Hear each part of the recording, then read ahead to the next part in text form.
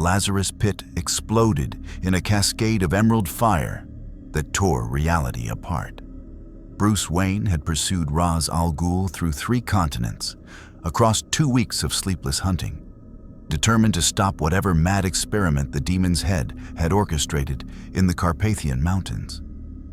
The ancient temple had been a trap, or perhaps a desperate gamble. Ra's had modified the Lazarus Pit with technology Bruce didn't recognize. Artifacts that hummed with energy signatures his cowl's sensors couldn't identify. When Bruce activated the EMP to shut it down, the pit hadn't deactivated. It had opened. The rift swallowed him whole. No portal, no warning. Just the sensation of being unmade and remade in the span between heartbeats, every atom screaming as dimensional barriers shredded around him. Then, impact. Stone. Cold, and a pain radiating through his ribs, despite the armor's shock absorption. Batman rose slowly, pain indicators flickering across his HUD. 3 cracked ribs, mild concussion, suit integrity at 78%. Acceptable.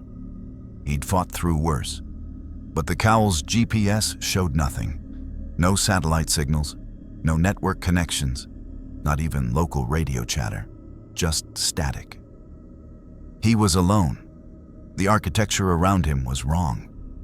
Gothic spires stretched toward a moonless sky, their stonework centuries old but maintained with obsessive precision. The cobblestone street glistened with recent rain, reflecting the amber glow of gas lamps. Gas lamps, in an age that should have abandoned them decades ago. The air tasted of old blood and older secrets, carrying a scent that triggered every combat instinct Batman had honed over 15 years of war against Gotham's nightmares. This wasn't Gotham. This wasn't anywhere on Earth he recognized. A scream shattered the silence. Batman moved. Muscle memory overrode confusion, boots silent against wet stone as he traced the sound to a narrow alley 3 blocks east. His cape billowed behind him, the armored fabric designed to intimidate, to transform a man into a living shadow.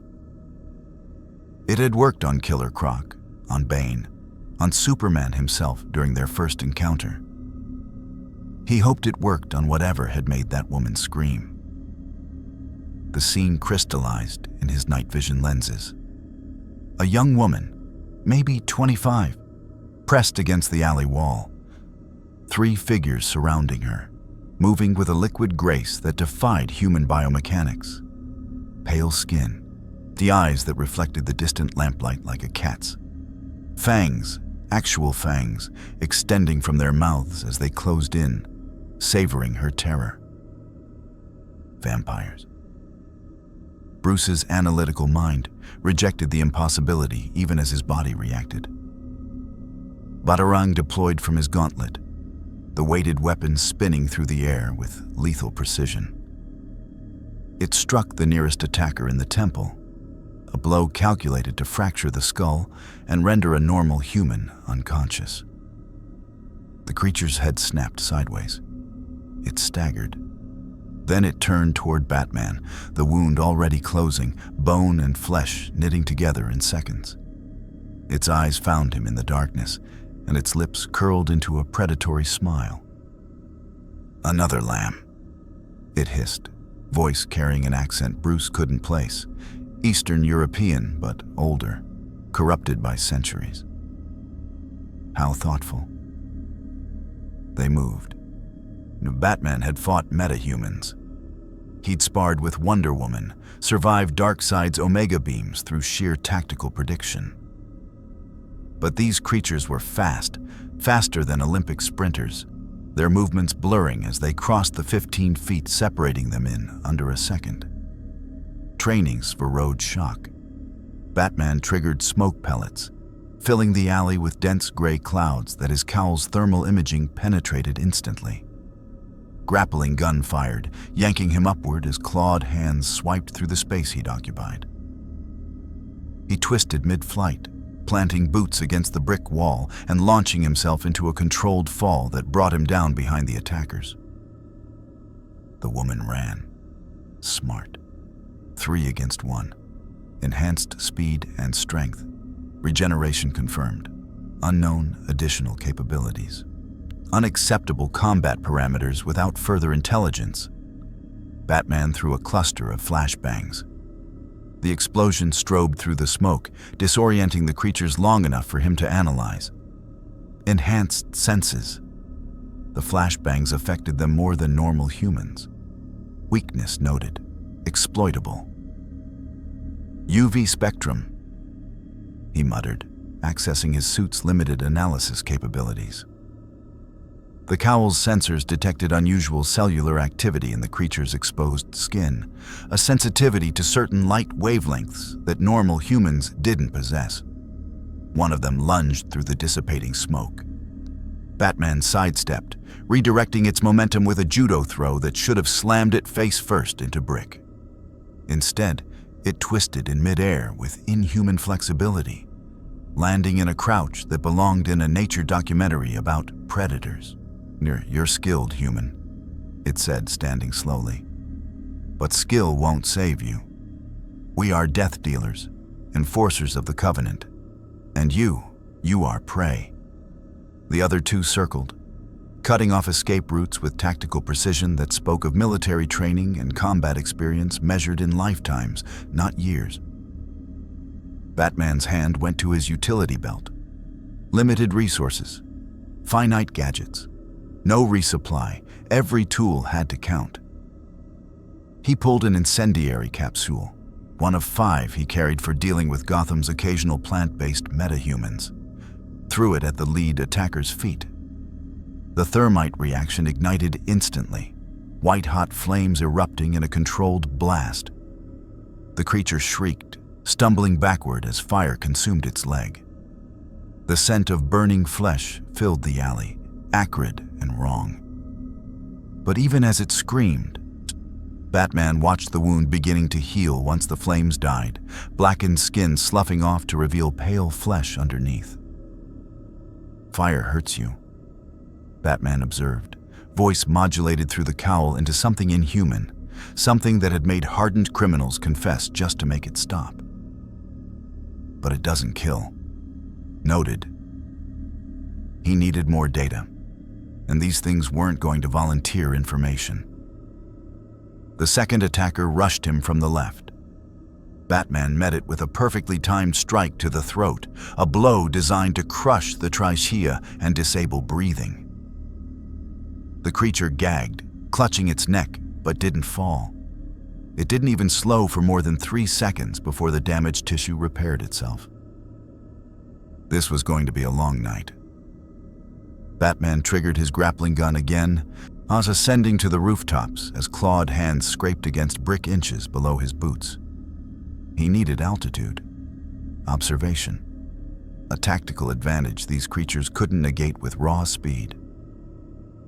The city spread before him from the rooftop, a sprawling Gothic nightmare of spires and shadows. In the distance, a massive mansion dominated the skyline, its windows glowing with dim candlelight. Power center, wealth, control. Below, the 3 creatures paced in the alley, staring up at him with eyes that promised death. "Run while you can, human," one called. "When we report this to Victor, you'll have an entire coven hunting you.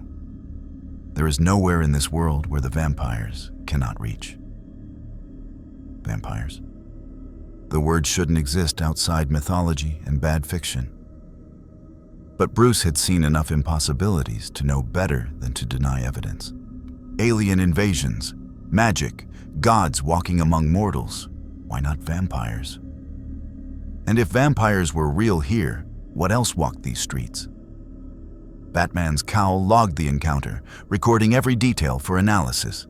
Superhuman speed and strength, rapid regeneration, vulnerability to fire and bright light, hierarchical structure, death dealers, Victor, Covenant. Political organization implied complexity beyond mindless monsters. This wasn't just a hunt. This was a war he'd stumbled into. And wars had rules, factions, objectives. he could work with that. In the distance, something howled. Not a dog, not a wolf. Something that made the vampires below tense, their heads snapping toward the sound with sudden wariness. Another player on the board, Batman disappeared into the shadows, mink cape billowing like wings as he moved across rooftops with practiced silence.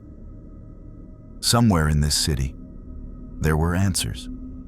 About where he was, about how to get home, about what Ra's al Ghul had been trying to accomplish. But first, he needed to survive the night in a world where humanity was prey. And Batman had never been anyone's prey. If you want to see more crossover battles and unexpected universe collisions, hit that subscribe button and drop the name of a character and universe you'd want to see in the comments below. Let's explore the infinite together. The hunt had begun. The howl echoed through the Gothic cityscape again. Closer this time, and Batman tracked it to an industrial district 3 miles southeast. The vampires, death dealers they'd called themselves, had scattered at the sound, vanishing into the shadows with a wariness that spoke of genuine threat. Whatever had made that noise, even immortal predators feared it. Intelligence gathering demanded investigation. Batman moved across rooftops with methodical precision, his cape's memory fabric spreading to glide between buildings when the gaps grew too wide for grappling alone. The city's architecture was a schizophrenic mix of old-world European grandeur and modern industrial decay. Ornate mansions standing blocks away from abandoned factories, as if 2 different civilizations occupied the same space without acknowledging each other's existence. His Cowl's analysis suite worked constantly, mapping the city's layout, identifying potential safe houses, cataloging every detail. No satellite data meant he was building intelligence from scratch, the way he'd operated in his first year before Oracle, before the Watchtower. When Gotham had been a mystery, he solved one night at a time. The industrial district materialized through the fog. Massive warehouses with broken windows, railroad tracks overgrown with weeds, the skeletal remains of manufacturing plants that had died decades ago. But these ruins weren't abandoned. Heat signatures bloomed across his thermal imaging. Dozens of them, moving with purpose through the structures, organized in patrol patterns that spoke of military discipline. Batman found a vantage point on a water tower overlooking the largest warehouse and activated his Cowl's long-range audio sensors. Voices filtered through, distorted by distance, but analyzable. Shipment arrives at dawn. Lucian wants the weapons distributed before the death dealers realize we've moved the armory. They'll realize when we start using silver nitrate rounds on their precious elders. Let them. This ends with Victor's head on a spike, just like he did to our ancestors. The bitterness in those voices carried weight that centuries couldn't diminish. This wasn't random violence. This was revolution. Batman adjusted his position, zooming his lenses for visual confirmation. The figures moving through the warehouse were human, or close enough. Normal body temperature, standard biomechanics. But their efficiency suggested military training, and the weapons they carried were too advanced for the gas lamp aesthetic of the city's public areas. Assault rifles, UV-based firearms, if his visual analysis was correct. Body armor reinforced with what looked like silver plating. Guerrilla fighters preparing for war against a superior force. The tactical situation crystallized. 2 factions, vampires, aristocratic, organized, considering humans prey, and these others, humans, armed with specialized weapons designed to kill their oppressors. Classic insurgency dynamics, which meant both sides would see him as either a threat or a tool. A new scent hit his Cowl's chemical sensors. Musk, predatory pheromones, body temperature spiking above human norms. Batman turned as the warehouse's main doors exploded outward, blown off their hinges by something massive. The creature that emerged shouldn't exist. 8 feet tall. Muscle mass that defied biological possibility. Gray fur covering a body that was part human, part wolf, part nightmare made flesh. Its muzzle was elongated, filled with fangs designed to tear through bone. Claws that could disembowel with a casual swipe. Eyes that glowed with savage intelligence. Werewolf. Lycan. The mythology had different names, but the reality was the same. A predator that made the vampires seem almost civilized. The Lycan roared, and the sound was answered by a dozen more emerging from the warehouse. They moved on all fours or upright with equal ease, flanking the first in a pack formation that demonstrated coordination and tactical thinking. Not mindless beasts, soldiers in bestial form. "Spread out," someone shouted from inside the warehouse. Human voice, I'll command authority. "Silver rounds, aim for center mass, for Lucian." The Lycans charged. Gunfire erupted. Muzzle flashes lit the night as the humans opened fire with disciplined 3-round bursts. Silver bullets, if Batman's earlier hypothesis was correct, tore into Lycan flesh. The creatures howled, stumbling, but their wounds closed almost as fast as the vampires had. Almost, but not quite. Silver was more effective than standard ammunition, another weakness cataloged. But the Lycans were fast, too fast. They closed the distance in seconds, crashing into the defensive line with overwhelming force. A Lycan's claw ripped through body armor like tissue paper. A human screamed. Blood sprayed. Batman moved without conscious decision. The grappling gun fired, pulling him across the gap between the water tower and the warehouse roof. He landed in a silent crouch, analyzing the battlefield below. 12 Lycans, approximately 30 human defenders. The humans had superior firepower, but were being overwhelmed by speed and strength. Combat mathematics predicted 70% casualties within 2 minutes. Unacceptable. A Lycan cornered 3 humans against a loading dock, saliva dripping from its jaws as it prepared to pounce. Batman dropped from the roof, cape spreading to slow his descent, boots impacting the Lycan's spine with 800 pounds of force behind them. The creature crashed face first into concrete. Stunned, but not unconscious. Batman rolled clear as claws swiped where he'd been, coming up with an explosive batarang already armed. Threw it into the Lycan's open mouth. Detonated. The blast was precise, enough force to destroy the throat and jaw, and not enough to kill. The Lycan collapsed, choking on its own blood and shattered teeth. Its healing factor was already working, but it would be out of the fight for at least 60 seconds. "What the hell?" one of the humans started.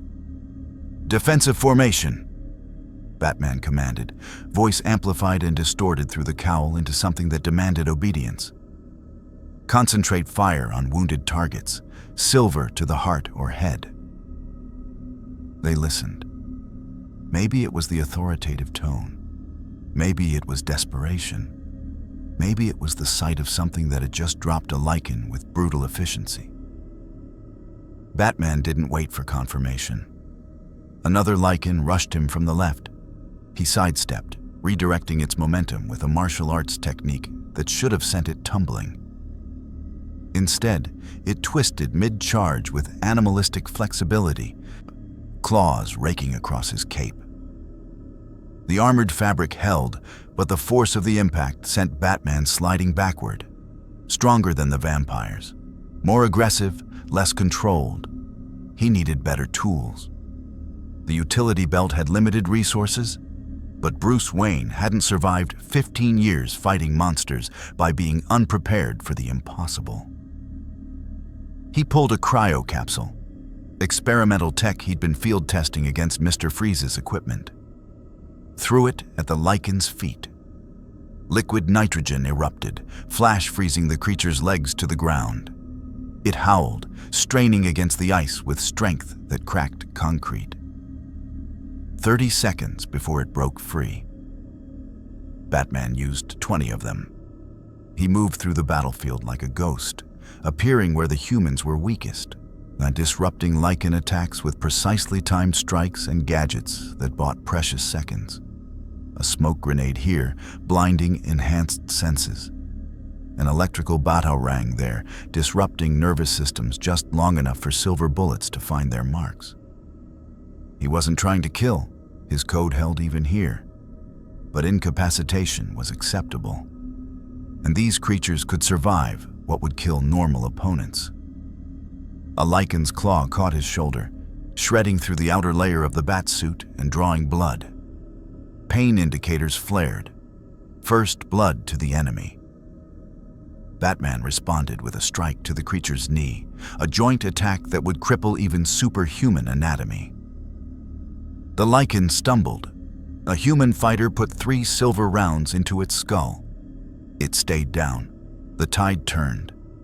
Not because Batman was stronger, he wasn't. Not because he was faster, he wasn't. But because he fought smarter. Every move was calculated. Every gadget deployed where it would have maximum impact. Every second bought allowed the humans to regroup, to focus fire, to remember they were soldiers, not victims. 5 minutes. That's how long the battle lasted. When it ended, 8 Lycans lay dead or dying. 4 had retreated into the night, wounded and wary. The human casualties numbered 7 dead, 15 wounded. It could have been worse.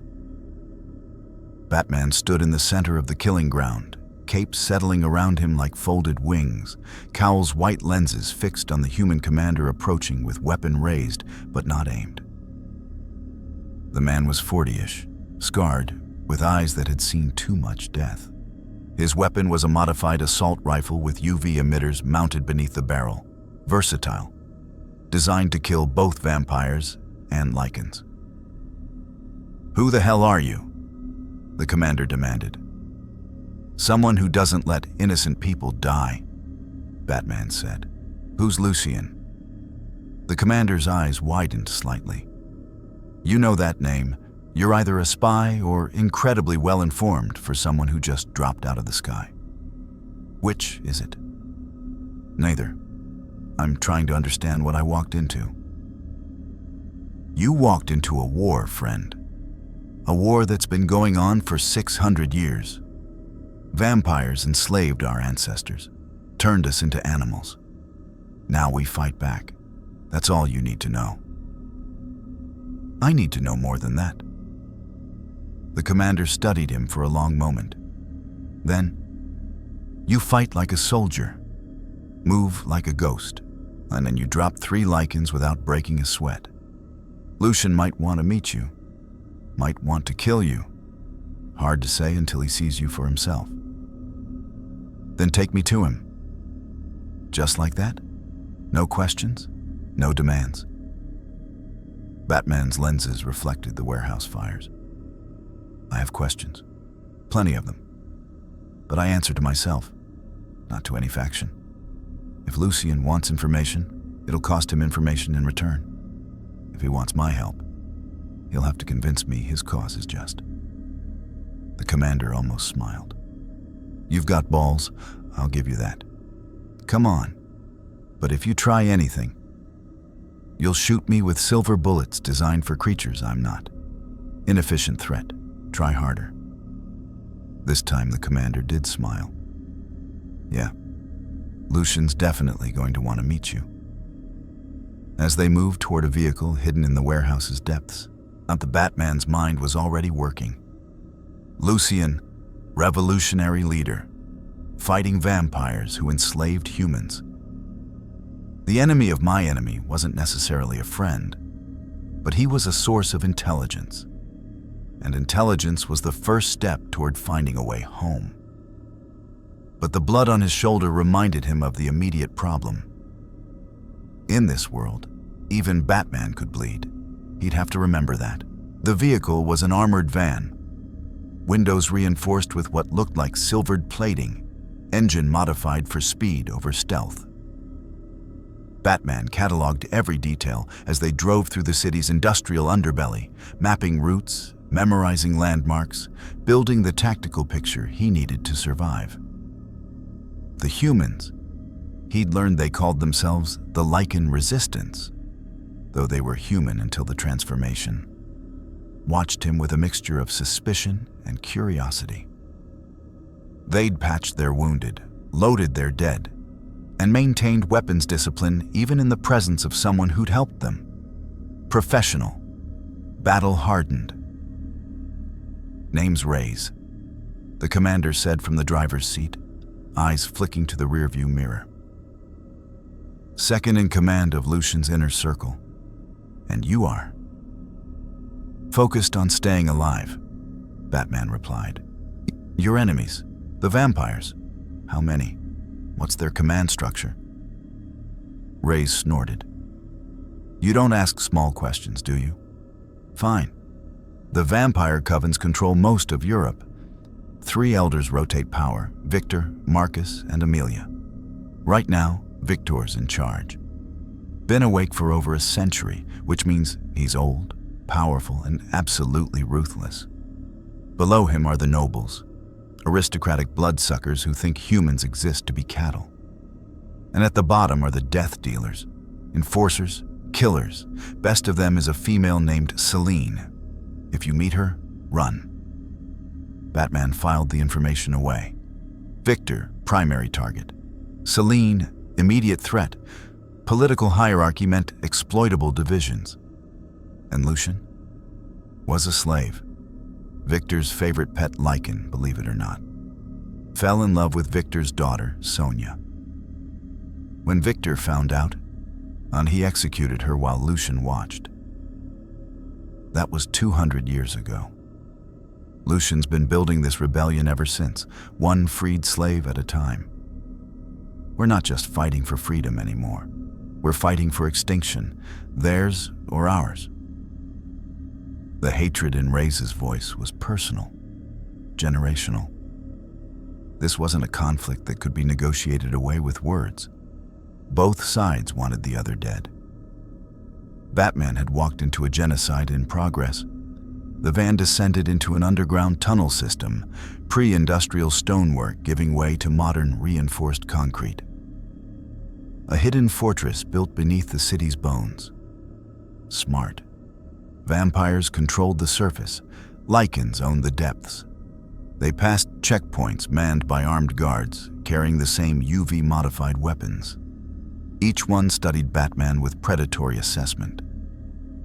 He counted faces, memorized layouts, would tracked ventilation systems. If he needed to escape, he'd have a route prepared. The van stopped in a central chamber that had been converted into a command center. Maps covered the walls. Tactical overlays of the city above, marked with vampire territories, neutral zones, and Lycan safe houses. Computer equipment hummed in the corners, surveillance feeds showing dozens of angles across the urban landscape. This was no mere rebellion. This was a military campaign with infrastructure, intelligence networks, and long-term strategic planning. And at the center of it all stood Lucian.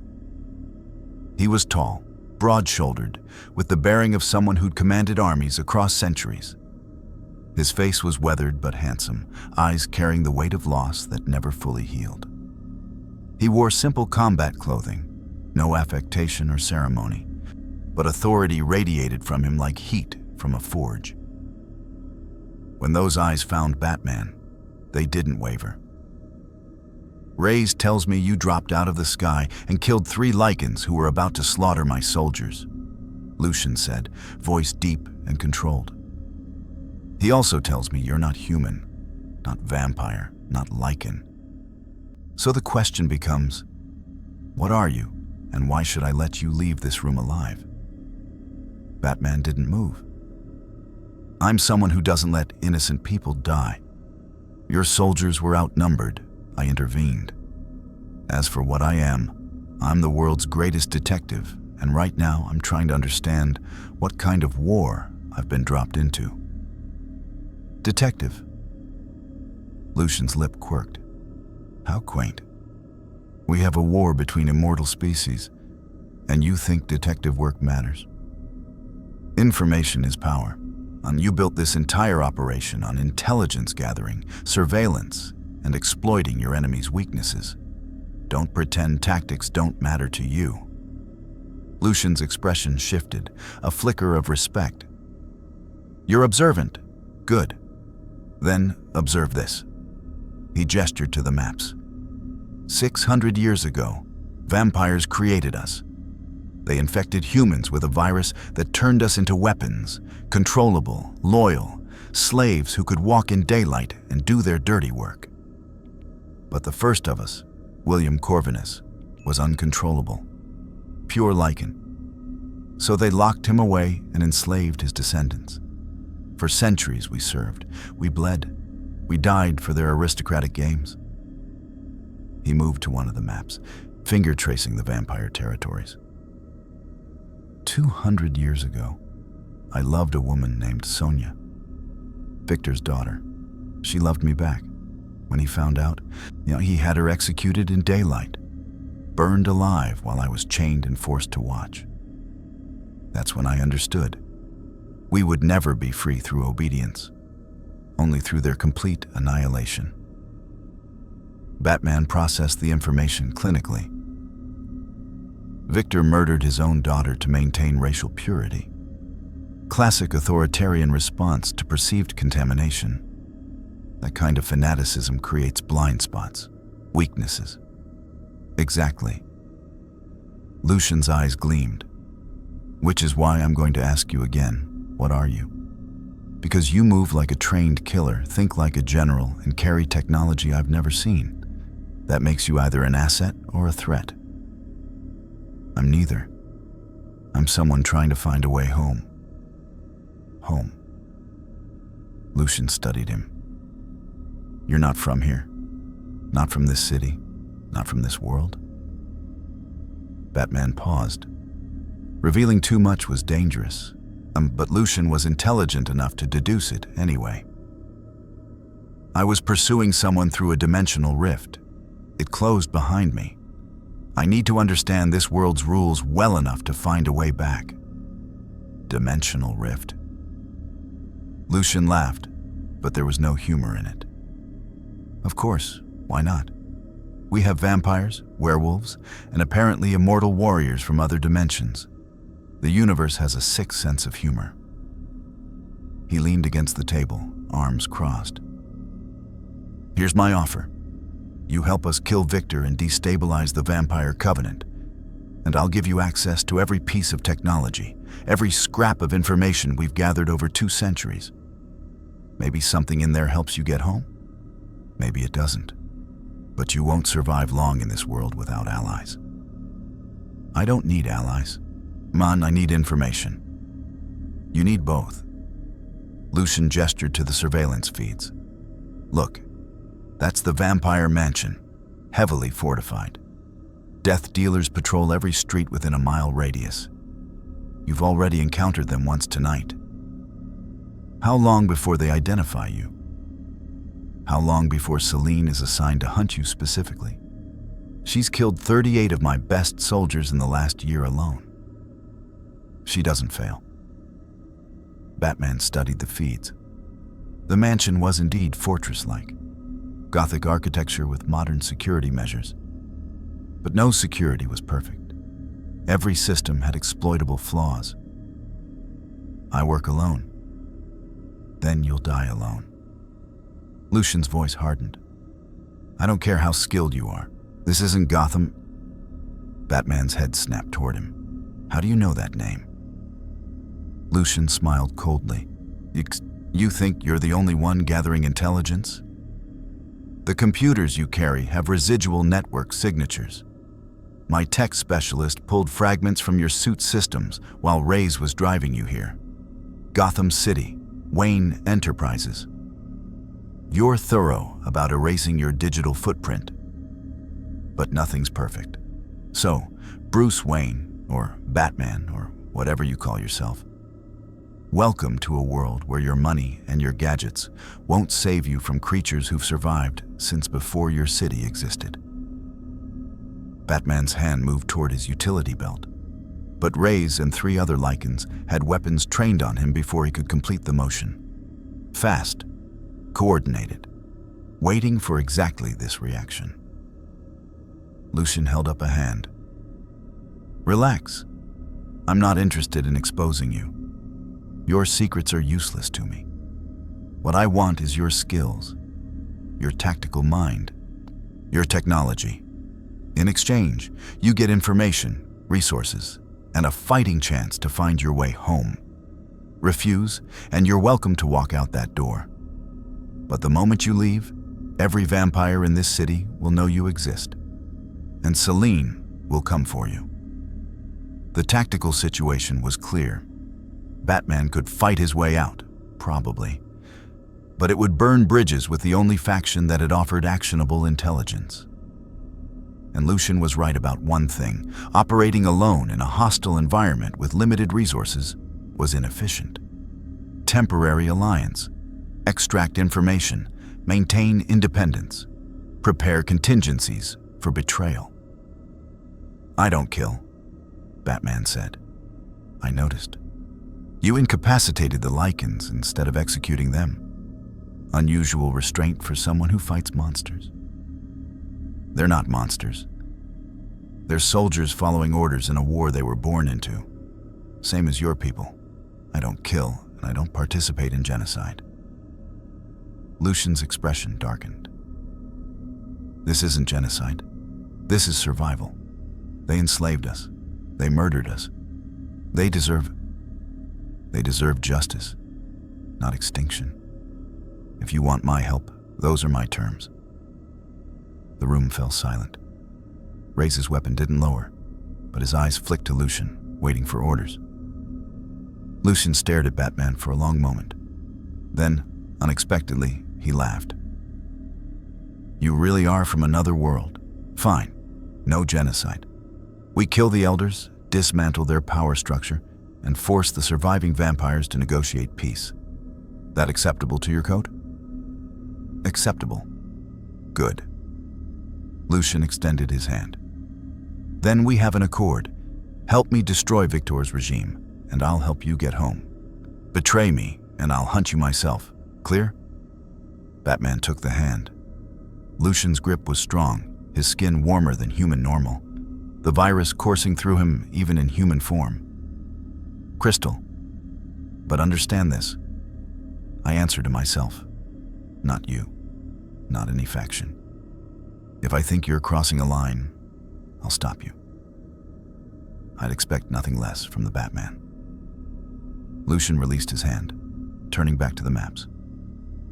Now, let's discuss how to kill an immortal vampire who survived for over 1,000 years. Because in 3 nights, Victor is hosting a gathering of nobles at the mansion. If we're going to strike, that's our window. And if you're as good as you think you are, you're going to help me plan the impossible. Batman studied the mansion schematics Reyes pulled up on the computer. Security layers, guard rotations, structural weak points. His mind was already working, analyzing, building the tactical approach. He'd infiltrated Arkham Asylum, the Fortress of Solitude, and Apocalypse itself. One Gothic mansion shouldn't be a problem. But the nagging thought remained. Somewhere in this city, a vampire named Selene was hunting. And if Lucian's warnings were accurate, she was the one variable that could destroy even the best laid plans. Batman would have to be ready. The safe house Lucian provided was a converted maintenance tunnel beneath an abandoned subway station. Concrete walls reinforced with steel plating, a single exit Batman had already memorized, and enough space to establish a temporary base of operations. Spartan, secure, acceptable. Batman spread the intelligence files across a makeshift table, his cowl retracted to allow better focus. The wound on his shoulder had been cleaned and bandaged, a reminder that in this world, his armor wasn't invincible. The Batsuit's diagnostic systems ran continuous self-repair protocols, the memory fabric slowly knitting itself back together. But the suit had limits. Every encounter degraded its integrity further. He needed upgrades, adaptations. The files Lucian had provided were comprehensive. Vampire social hierarchy, complete with photographs and dossiers dating back decades. Death dealer patrol patterns, safe house locations, and most importantly, detailed architectural plans of Victor's mansion, pulled from historical records and recent reconnaissance. Bruce studied Victor's photograph. The vampire looked like European nobility transplanted from the Renaissance, sharp features, cold eyes, immaculate presentation, even in candid surveillance shots. But the reports painted a different picture. Victor was methodical, ruthless, and paranoid. He'd survived over a millennium by eliminating threats before they fully materialized. He would have contingencies upon contingencies. Bruce could respect that, even in an enemy. The tactical challenge was significant. The mansion was a fortress designed by someone who understood military architecture. 30-foot walls topped with UV sensors that would fry any Lycan attempting to climb them. Motion detectors covering every approach. Death dealer patrols rotating on unpredictable schedules. And inside, at least 40 vampires ranging from newly turned to centuries-old combat veterans. A frontal assault would be suicide for Lucian's forces. Even with Batman's tactical planning, the casualties would be unacceptable, which meant infiltration, precision, surgical strike. Batman pulled up the sewer system maps Reyes had included. The mansion had been built over old catacombs, Victorian-era tunnels used for drainage, and, if historical records were accurate, body disposal during plague years. The vampires had sealed most of the entrances, but structural analysis showed weak points. Places where controlled explosives could create new access routes without triggering the mansion's sophisticated alarm systems. He began sketching approach vectors, marking guard positions, calculating timing windows. The gathering in 3 nights would concentrate the vampire nobility in one location. The Grand Hall, according to the files.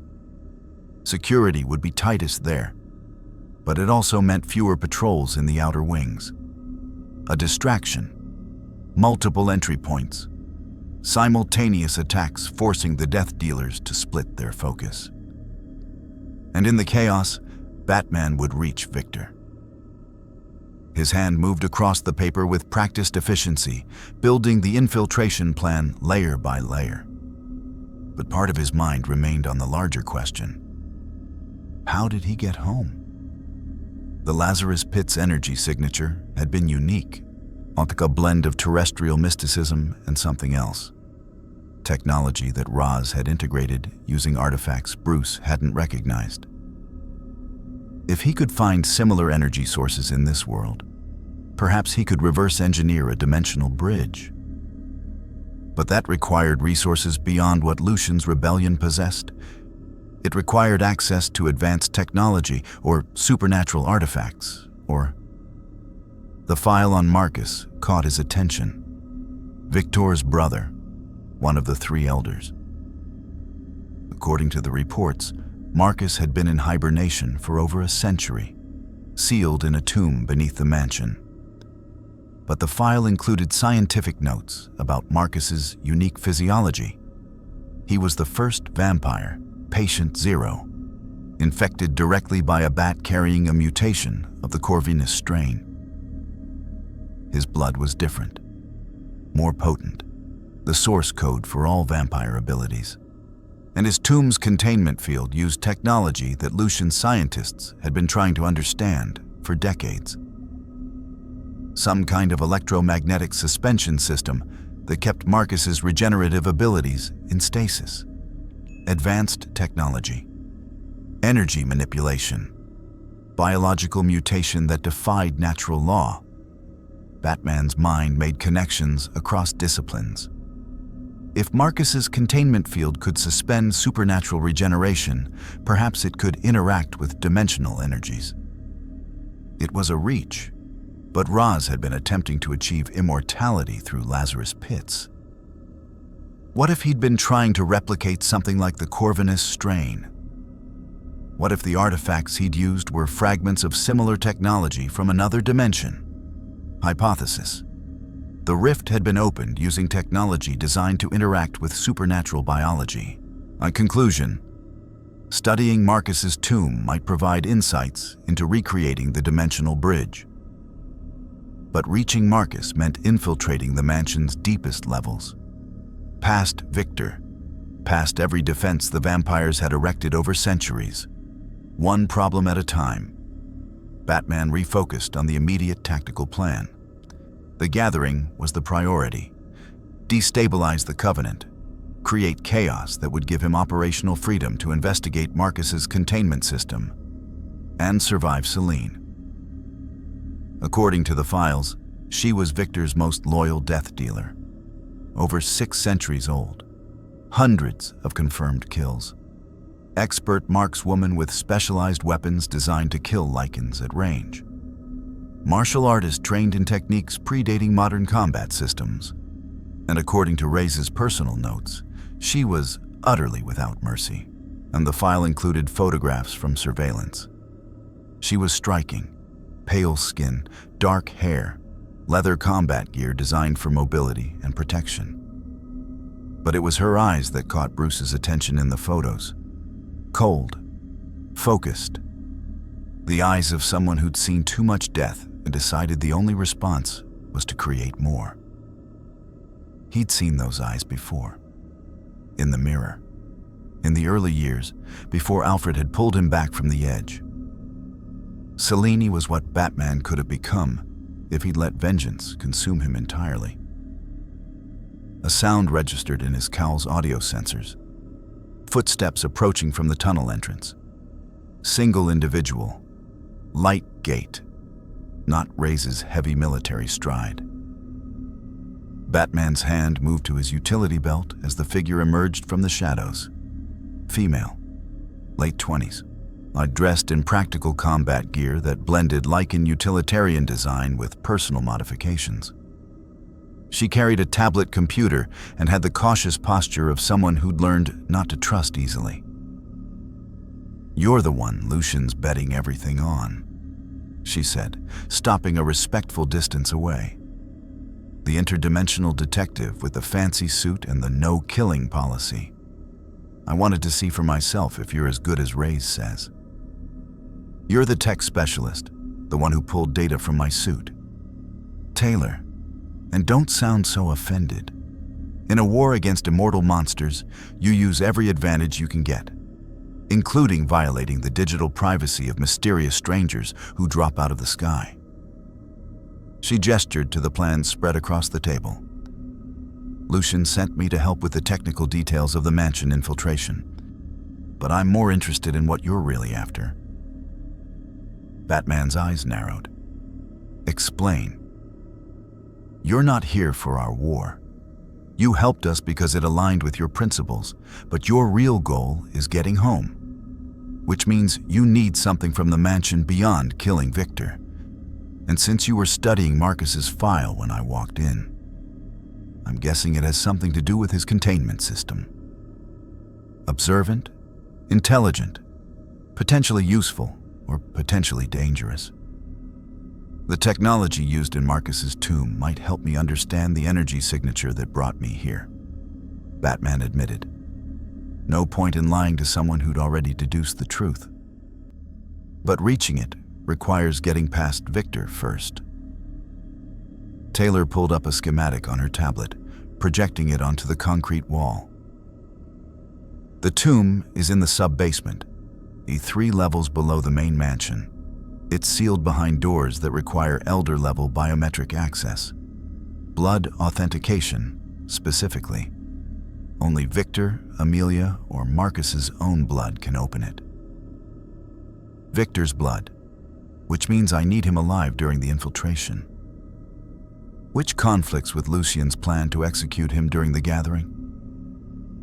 Taylor's expression was calculating. "You're going to have to choose. Help us kill Victor and lose access to the tomb, or keep him alive long enough to drain his blood and betray the alliance Lucian just forged with you." False dichotomy. I take Victor's blood before the execution. He's not going to sit still while you draw a sample. And death dealers don't exactly leave blood evidence lying around. Batman considered the problem from multiple angles. Victor would be at the gathering, surrounded by security. But if the plan worked, there would be moments of chaos. Windows where Victor was isolated, vulnerable. A blood sample required direct contact. Minimal time. A device capable of rapid extraction. He pulled a medical kit from his utility belt, examining the contents. Standard field equipment included IV needles, syringes, coagulants. Not designed for hostile blood extraction, but adaptable. "I'll need 5 seconds of contact with Victor," Batman said. "During the infiltration, when the initial chaos hits, I'll extract the sample before Lucian's forces reach the Grand Hall." 5 seconds. Taylor laughed without humor. "You've never fought a vampire elder, have you? Victor can move faster than your eye can track. 5 seconds might as well be 5 hours. Then I'll have to be faster." "With what? On your little bat gadgets?" But her skepticism wasn't dismissive. It was the testing tone of someone evaluating a potential asset. "What would you need to pull that off?" Batman studied the mansion schematics again, this time focusing on Victor's private chambers. According to the floor plans, Victor maintained personal quarters separate from the gathering hall. If he could create a situation that forced Victor to retreat to his chambers alone, a false alarm, a perceived assassination attempt, something that triggered his paranoid contingencies, there would be a window of isolation. "I need a diversion," Batman said. "Something that appears to be a targeted attack on Victor specifically. Something that makes him believe the Lycans have infiltrated the gathering and are coming directly for him." "So, you want us to actually infiltrate the gathering?" "No. I want Victor to think you have. Decoys, false signals, planted evidence that triggers his security protocols. He'll retreat to his chambers, seal himself behind his private defenses, and wait for confirmation before emerging." Taylor's eyes gleamed with understanding. "And while he's locked in his panic room, you're already inside waiting for him. Nice. Cold-blooded, but nice. I don't need him dead. I need him accessible. There's a difference. Lucian might not see it that way. Lucian wants Victor destroyed. I'm not stopping that. I'm just ensuring I get what I need first." Batman began sketching modifications to the infiltration plan. "The gathering is in 3 nights. That gives me 72 hours to prepare equipment, study vampire combat capabilities, and build contingencies for when this inevitably goes wrong. When, not if. Every plan encounters friction with reality. The question is whether you've prepared for the deviations." Taylor watched him work for a moment, then pulled up additional files on her tablet. "You're going to need these. Death dealer combat footage. Watch how they move, how they fight. They're not like anything you've faced before." Batman accepted the tablet, studying the surveillance footage. Selene appeared in several clips. Her movements were fluid, economical, no wasted motion. She fought like someone who'd refined technique across centuries, every strike calculated for maximum efficiency. Speed, precision, and absolute confidence. Dangerous. "Has anyone ever beaten her?" Batman asked. "Define beaten." "Lucian fought her once, 2 years ago. Managed to wound her before escaping, cost him 3 broken ribs and a punctured lung. He still considers it a victory." Batman filed that information away. Lucian was experienced, powerful in Lycan form, and tactically sophisticated. If he'd barely survived an encounter with Selene, Batman couldn't afford to underestimate her. But underestimation worked both ways. Selene had never encountered someone with his training, his technology, his tactical doctrine. She expected Lycans, brute force, savagery. She wouldn't expect the Batman. "I'll need samples of vampire blood," Batman said. "And Lycan blood. I want to understand the biological basis of their abilities." Taylor raised an eyebrow. "You want to what?" "Analyze them. Identify weaknesses at the cellular level. If I understand how their regeneration works, I can develop countermeasures. Weapons that suppress healing factors. Compounds that amplify their vulnerabilities to UV and silver. You're talking about custom bioweapons. I'm talking about evening the odds." Taylor considered this, then nodded slowly. "I can get you samples. We have plenty of both. Just don't create anything that violates whatever moral code you operate under. I don't need Lucian thinking you're building weapons of mass destruction in his safe house. I don't build weapons that kill indiscriminately. I build tools that give me tactical advantages." Batman pulled out his cowl's chemical analysis kit, a compact device designed for field testing of toxins and compounds. "Get me the samples, and I'll handle the rest." As Taylor left to retrieve the materials, Batman returned to studying Selene's combat footage. She was the wild card in this operation. Victor was predictable. Paranoid rulers always followed similar patterns. But Selene was loyal beyond reason, skilled beyond measure, and according to the files, she had a personal vendetta against Lycans that bordered on obsession. She would be hunting during the gathering, looking for threats, eliminating them with extreme prejudice. And when she found Batman infiltrating her master's fortress, there would be no negotiation, no hesitation, just the question of who was the better predator. Batman rewound the footage, studying her movements frame by frame. Everyone had patterns, everyone had tells. He just needed to find hers before their inevitable confrontation. Because in 3 nights, the Batman was going to war against immortal aristocracy, and he was going to win. 72 hours of preparation collapsed into a blur of focused work that would have impressed even Alfred. Batman converted the safe house into a laboratory, workshop, and tactical command center. Every surface covered with equipment, chemical samples, and improvised tools constructed from salvaged materials. The vampire blood sample arrived first. Dark, viscous, refusing to coagulate even hours after extraction. Batman ran it through his cowl's portable analysis suite, watching molecular structures materialize on the heads-up display. The virus was elegant in its brutality. It hijacked human cellular regeneration, accelerated it to supernatural levels, and restructured metabolism to require blood consumption. But the regeneration had limits. UV radiation disrupted the viral RNA, causing catastrophic cellular breakdown. Silver introduced ionic interference that the virus couldn't repair around. Exploitable weaknesses. Just needed the right delivery system. The Lycan blood was different, more stable. The virus integrated into muscular and skeletal systems in ways that allowed shape-shifting.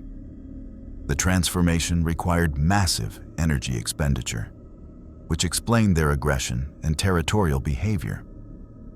They needed to feed constantly to fuel the metamorphosis. But both samples shared a commonality. The Corvinus strain, the original virus that had mutated into 2 distinct lineages. It was older than both species, a genetic anomaly that had existed in human bloodlines for millennia before manifesting as vampirism or lycanthropy. Batman isolated the Corvinus markers, comparing them to his own blood sample. Human. Normal. But the dimensional rift had exposed him to energy signatures his equipment had recorded. When he overlaid those readings with the Corvinus data, something aligned. A resonance frequency that suggested the rift technology had been calibrated to interact with supernatural biology. Ra's al Ghul hadn't been trying to create immortality. He'd been trying to steal it. The artifacts he'd used weren't mystical. They were dimensional anchors designed to pull Corvinus-strain carriers from parallel universes, which meant somewhere in this world there might be technology or artifacts capable of reversing the process. Marcus's tomb, the containment field. If Batman could access it, study the electromagnetic suspension system, he might be able to repurpose it into a dimensional bridge. But first, he had to survive the infiltration. Batman turned his attention to weapons development. His standard batarangs were effective for distraction and disabling human opponents. But against vampires, they were insufficient. He needed something that would exploit their cellular vulnerabilities. Using the safe house's limited resources, solder, copper wire, LED components scavenged from Lycan equipment, he constructed modified batarangs with UV emitters embedded in the throwing edges. When activated on impact, they would discharge concentrated ultraviolet radiation for 3 seconds. Not enough to kill, but enough to cause severe tissue damage and disrupt regeneration. The silver was trickier. Lycans had stockpiled silver nitrate for their ammunition. But Batman needed something more versatile. He melted down silver coins from Raze's personal collection, reformatting the metal into razor-thin filaments that could be woven into fiber cables. The result was a silver-laced grappling line, lethal to Lycans if used as a garrote, and effective for binding vampires since the silver would burn through their flesh faster than they could regenerate. Improvised, crude compared to his Gotham arsenal, but functional. Taylor returned on the second day with detailed guard rotation schedules and a breakthrough. She'd hacked into the mansion's security network. Not completely, but enough to feed false data during the infiltration. Batman could create phantom movement signatures, fake alarms, redirect patrols. The mansion's paranoid security systems could be turned into weapons against their own defenders. "You're actually going to pull this off, aren't you?" Taylor said, watching him test a UV batarang against a sample of vampire tissue. The flesh sizzled, blackening within seconds. "Lucian's half convinced you're going to die in the first 5 minutes. The other half thinks you're going to overthrow Victor's entire regime single-handedly. I'm going to create enough chaos for Lucian's forces to strike decisively while I extract what I need and survive," Batman corrected. "That's not overthrowing a regime. That's tactical coordination. You make it sound simple. It's not. But complexity is just multiple simple problems occurring simultaneously. Solve them in the right order, and complexity becomes manageable." Taylor shook her head. "You know, if you weren't so terrifying, you'd almost be inspiring." Batman didn't respond, nor he was focused on the final piece of the puzzle, the biometric lock on Marcus's tomb. Victor's blood would open it, but extracting that blood required getting close enough to touch one of the most dangerous vampires in existence. The syringe he'd modified could extract 20 milliliters in under 3 seconds if pressed directly against a major artery. Victor's neck would be ideal. Carotid access, minimal penetration resistance. But that meant being close enough to smell Victor's breath, close enough for the vampire's superhuman reflexes to snap Batman's neck before the extraction completed. Unless Victor was already compromised, injured, distracted by immediate threats. The plan crystallized. The initial explosion would breach the mansion's eastern wall, drawing Death Dealer response. Lucian's forces would engage at the main entrance. Loud, visible, exactly what Victor expected from Lycan tactics. While security focused on the obvious threat, Batman would infiltrate through the catacombs, reaching Victor's chambers before the gathering began. He'd plant evidence of a secondary attack: Lycan scent markers, false heat signatures, anything that triggered Victor's paranoia protocols. Victor would retreat to his chambers, sealing himself behind reinforced doors that were designed to keep threats out. But Batman would already be inside. The confrontation would be brief. Victor was over a millennium old, impossibly fast, strong enough to tear through reinforced steel. Batman had superior technology, tactical planning, and the element of surprise. It would have to be enough. On the third day, our Lucian assembled his inner circle in the command center. Reyes, Taylor, and 8 other Lycans, the core leadership of the rebellion. Maps covered the walls, marked with attack vectors and retreat routes. "This is it," Lucian said, voice carrying the weight of 2 centuries of planning. "Everything we've built leads to this moment. Victor dies tomorrow night. The Covenant fractures, and we take our freedom in blood." The Lycans growled their approval, a sound that resonated with barely contained violence. Batman stood apart from the group, cowl retracted, studying the final assault plan. "Your primary objective is creating enough chaos to split the Death Dealer's attention. My objective is infiltrating Victor's chambers and extracting critical intelligence.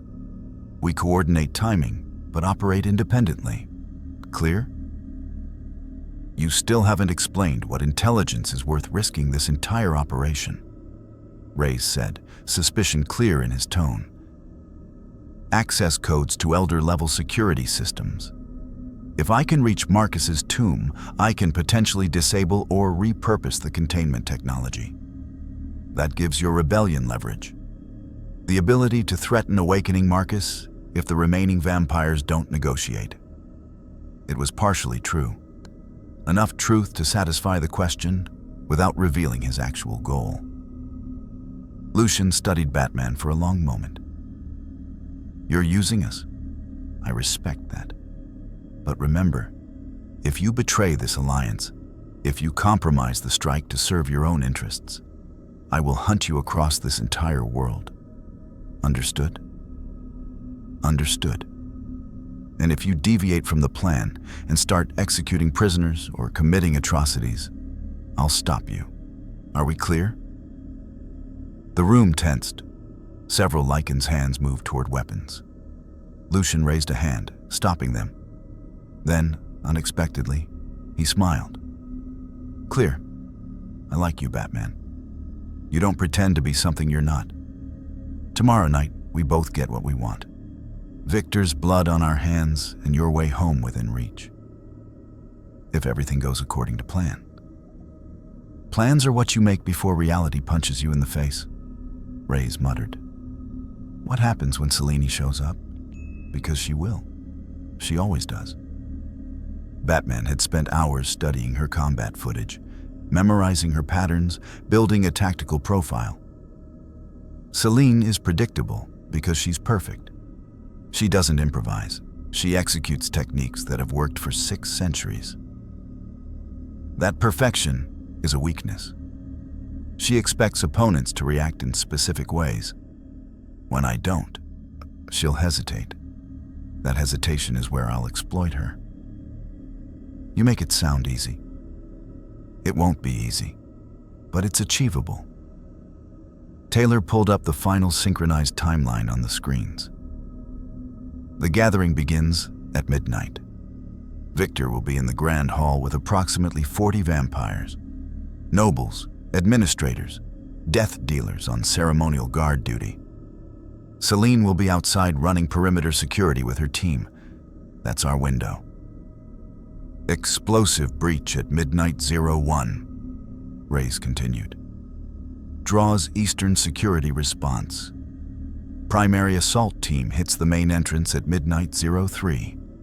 By midnight 05, we're engaged with death dealers in the entrance hall, pulling their focus away from the interior.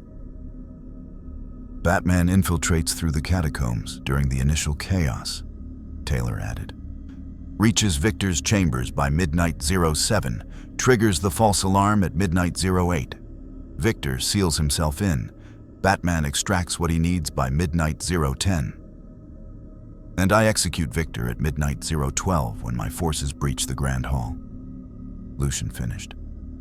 The entire operation. 12 minutes from breach to assassination. After that, we extract before the remaining death dealers can coordinate a counterattack. 12 minutes. 720 seconds to infiltrate a fortress, outmaneuver supernatural predators, extract blood from an ancient vampire, and escape before becoming trapped in a war zone. Batman had executed more complex operations. The Arkham breakout had required 18 minutes of precision timing across 40 variables. With the Watchtower infiltration during the Justice League's testing phase had demanded split-second coordination. But those operations had been in his world, with his resources, against opponents he understood. This was different. One more thing, Batman said. When the chaos starts, innocent humans inside the mansion, servants, staff, anyone not actively fighting, they're off limits. No casualties beyond combatants. There are no innocents in Victor's mansion, Lucian said coldly. Everyone there serves the Covenant willingly. Then prove you're better than Victor. Prove this rebellion is about justice, not revenge. Because if I see your forces executing non-combatants, this alliance ends immediately. The room fell silent. Lucian's eyes narrowed, but after a long moment, he nodded. Fine. Combatants only. But if those innocents take up arms against us, they become combatants. Fair? Fair. Batman pulled his cowl back up, the armored fabric sliding into place with practiced ease. The white lenses activated, bathing the room in their cold glow. 24 hours. Use them to prepare. Double-check equipment. Rest if you can. Tomorrow night, we go to war against immortals. As the Lycans dispersed to their final preparations, Taylor approached Batman privately. You're really going to try to keep Victor alive long enough to drain his blood while Lucian's forces are actively trying to kill him? That's insane. That's tactical prioritization. I need 3 seconds. That's achievable. And if it's not? If Victor dies before you get your sample? And if Marcus's tomb stays sealed and you're stuck here forever? Batman had considered that possibility extensively. Contingencies existed. Other potential paths home, other technologies to investigate. But Marcus's containment field was the most promising lead. Then I adapt, find another solution. That's what I do. Taylor studied him for a moment. You know, for someone who claims to work alone, you're putting a lot of faith in people you just met. Lucian could betray you. Reyes could shoot you in the back. I could sell you out to the vampires for the right price. You could, but you won't. Lucian needs this victory too badly to compromise it with betrayal. Reyes is loyal to Lucian, absolutely. And you. Batman's lenses fixed on her. You've spent 200 years watching your people suffer. You want freedom more than any reward the vampires could offer? Trust isn't the issue. Aligned interests are. She smiled slightly. World's greatest detective, huh?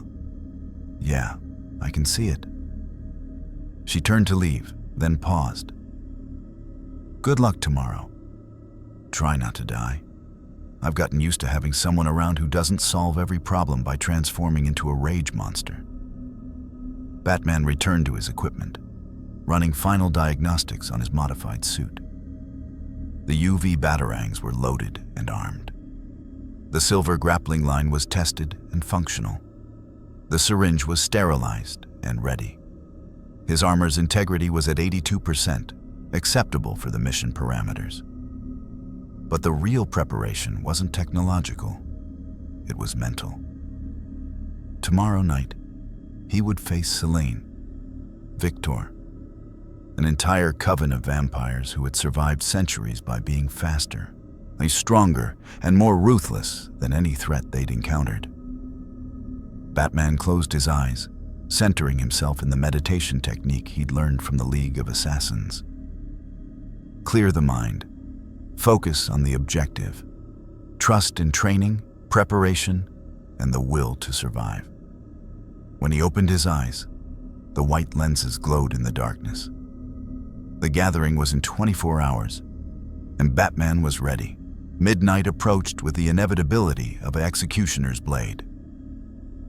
Batman crouched in the catacombs beneath Victor's mansion, surrounded by centuries of accumulated death.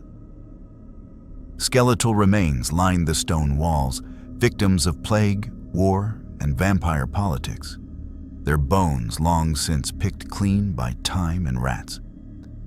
The air was thick with decay and dampness, every breath filtered through his cowl's rebreather to eliminate the stench. Above him, the gathering had begun. His cowl's audio sensors picked up classical music, string quartet, pre-modern composition, and the murmur of aristocratic conversation. Vampires discussing politics, art, and philosophy, while standing on the graves of the humans they'd murdered across centuries. Batman checked his chronometer. Midnight 00. 60 seconds until the breach. The catacomb entrance he'd chosen was exactly where the architectural plans indicated. A sealed iron door covered by 3 centuries of calcified mineral deposits. The lock was ancient, mechanical rather than electronic, designed when the greatest security threat was rival vampire factions rather than technological infiltration. Batman pulled a compact thermite charge from his utility belt, shaped specifically for controlled metal cutting, attached it to the lock mechanism, set the timer for midnight 01, 45 seconds. He reviewed the plan one final time. The explosion would breach the eastern wall, visible and loud enough to draw immediate death dealer response. Lucian's forces would hit the main entrance simultaneously, creating the obvious threat Victor's security was designed to handle. While the death dealers engaged the frontal assault, Batman would move through the catacombs into the mansion's lower levels, plant the false evidence of a secondary Lycan infiltration in Victor's private chambers, and wait for the vampire elder to seal himself inside his panic room. Then, 3 seconds to extract blood, 60 seconds to reach Marcus's tomb, 5 minutes to analyze the containment field's energy signature before Lucian's forces breached the Grand Hall and executed Victor. Theoretical success probability, 42%. In Gotham, Batman didn't operate on missions below 60% success probability.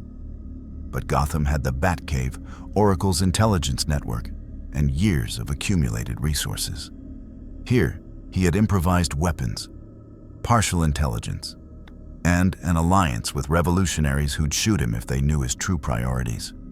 42% would have to be enough. 30 seconds. Batman's hand moved to the UV batarangs on his belt. 15 modified projectiles, each capable of 3 seconds of concentrated ultraviolet discharge. Against normal vampires, they'd cause incapacitating pain and tissue damage. Against Victor, unknown. The vampire elder was over a millennium old. His regeneration might be strong enough to shake off what would cripple younger vampires. But pain was universal. Even immortals feared suffering. 15 seconds. The mansion above him rumbled with footsteps, death dealers moving into position for the gathering security protocols. Batman counted at least 8 distinct movement patterns, each corresponding to a guard rotation he'd memorized from Taylor's intelligence. Selene would be outside, running perimeter with her team, the perfect hunter protecting her master's fortress. She hadn't detected Batman yet. Good. His cowl's stealth systems, Minimal heat signature, electromagnetic dampening, sound-absorbent cape were functioning optimally. 10 seconds. Batman steadied his breathing. The moment the thermite charge detonated, every vampire in the mansion would know something was wrong. His window of stealth would collapse. From that point forward, it became a race. Batman's tactical precision against supernatural speed and centuries of combat experience. 5 seconds. He thought of Gotham, of Alfred waiting in the cave, wondering where Bruce had gone, of the city he'd sworn to protect, now vulnerable without its dark night, and of the mission that had brought him here, stopping Ra's al Ghul's mad experiment. And he'd failed. The rift had separated them, leaving Ra's either dead, escaped, or trapped in another dimension entirely. 3 seconds. But failure wasn't permanent. Setbacks were temporary. Batman had been buried alive, broken, defeated across 15 years of war against evil. Every time, he'd risen, adapted, overcome. This world wouldn't be different. 1 second, the thermite charge detonated. White-hot flame carved through the iron lock like a blowtorch through butter, the ancient metal surrendering to modern chemistry in a shower of molten debris. Batman kicked the door open, moving through the gap before the metal finished cooling, boots splashing through stagnant water that had pooled in the catacombs over centuries. Above him, the eastern wall exploded. The shockwave rippled through the mansion's foundation, dust raining from the catacomb ceiling as Lucian's demolition charges tore through reinforced stone and modern security systems.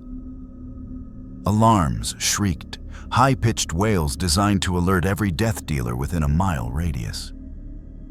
The plan was in motion.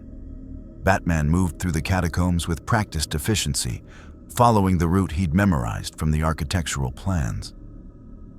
Left at the first intersection, through the ossuary where ancient vampires had stored their victims, down a narrow passage that smelled of rats and rot. His cowl's motion sensors detected movement above, multiple signatures converging on the eastern breach point. Death dealers responding exactly as predicted. He was drawn to the obvious threat while the real infiltration happened 3 floors below. Midnight, 02. Batman reached the access ladder leading up into the mansion's basement. Paused. Audio sensors detected footsteps. Single vampire patrolling the hallway above. Not part of the planned guard rotation.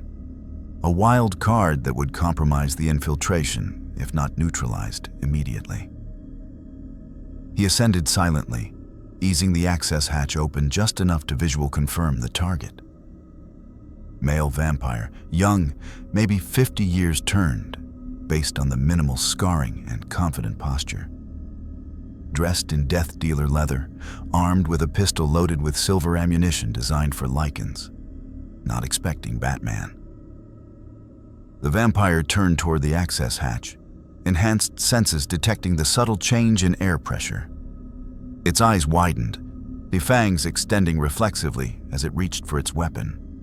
Too slow. Batman exploded from the hatch, cape billowing to obscure the vampire's sight lines. His armored fist connected with the creature's solar plexus, a strike calibrated to rupture organs and disable breathing reflexes. The vampire staggered, gasping despite not needing to breathe, its body responding to trauma on an instinctive level. Batman followed with a UV batarang to the face. The weapon activated on impact, concentrated ultraviolet radiation burning through pale flesh. The vampire shrieked, clawing at its face as skin blackened and peeled. 3 seconds of discharge. The vampire collapsed, writhing in agony but not dead. Regeneration was already working, new skin forming beneath the charred tissue. Batman zip-tied its hands with silver-laced cord, and the metal burned into the vampire's wrists, preventing the strength needed to snap the restraints. Not permanent, but it would buy 5 minutes before the creature healed enough to break free. Midnight 03. The main entrance assault began. Batman's audio sensors picked up Lucian's howl, the war cry of a Lycan pack leader rallying his forces. Gunfire erupted, silver bullets against vampire flesh, screams mixing with roars as the two species clashed in brutal close combat. Victor's security forces were fully engaged. Perfect. Batman moved deeper into the mansion, ascending a servant's staircase that led toward the private chambers wing. The architecture shifted, ancient stonework giving way to Victorian-era renovations, ornate wood paneling covering walls that had witnessed centuries of vampire intrigue. Oil paintings lined the hallway. Portraits of Victor through the ages, his face unchanging across centuries while fashion and artistic styles evolved around him. A narcissist's gallery, documenting an immortal who saw himself as superior to the temporal world. Batman pulled the Lycan scent markers from his utility belt. Vials of concentrated pheromones Taylor had provided, extracted from transformed Lycans. He scattered them strategically, creating a trail that would trigger every alarm in Victor's paranoid mind. Added heat signature decoys, small devices that mimicked Lycan body temperature and movement patterns.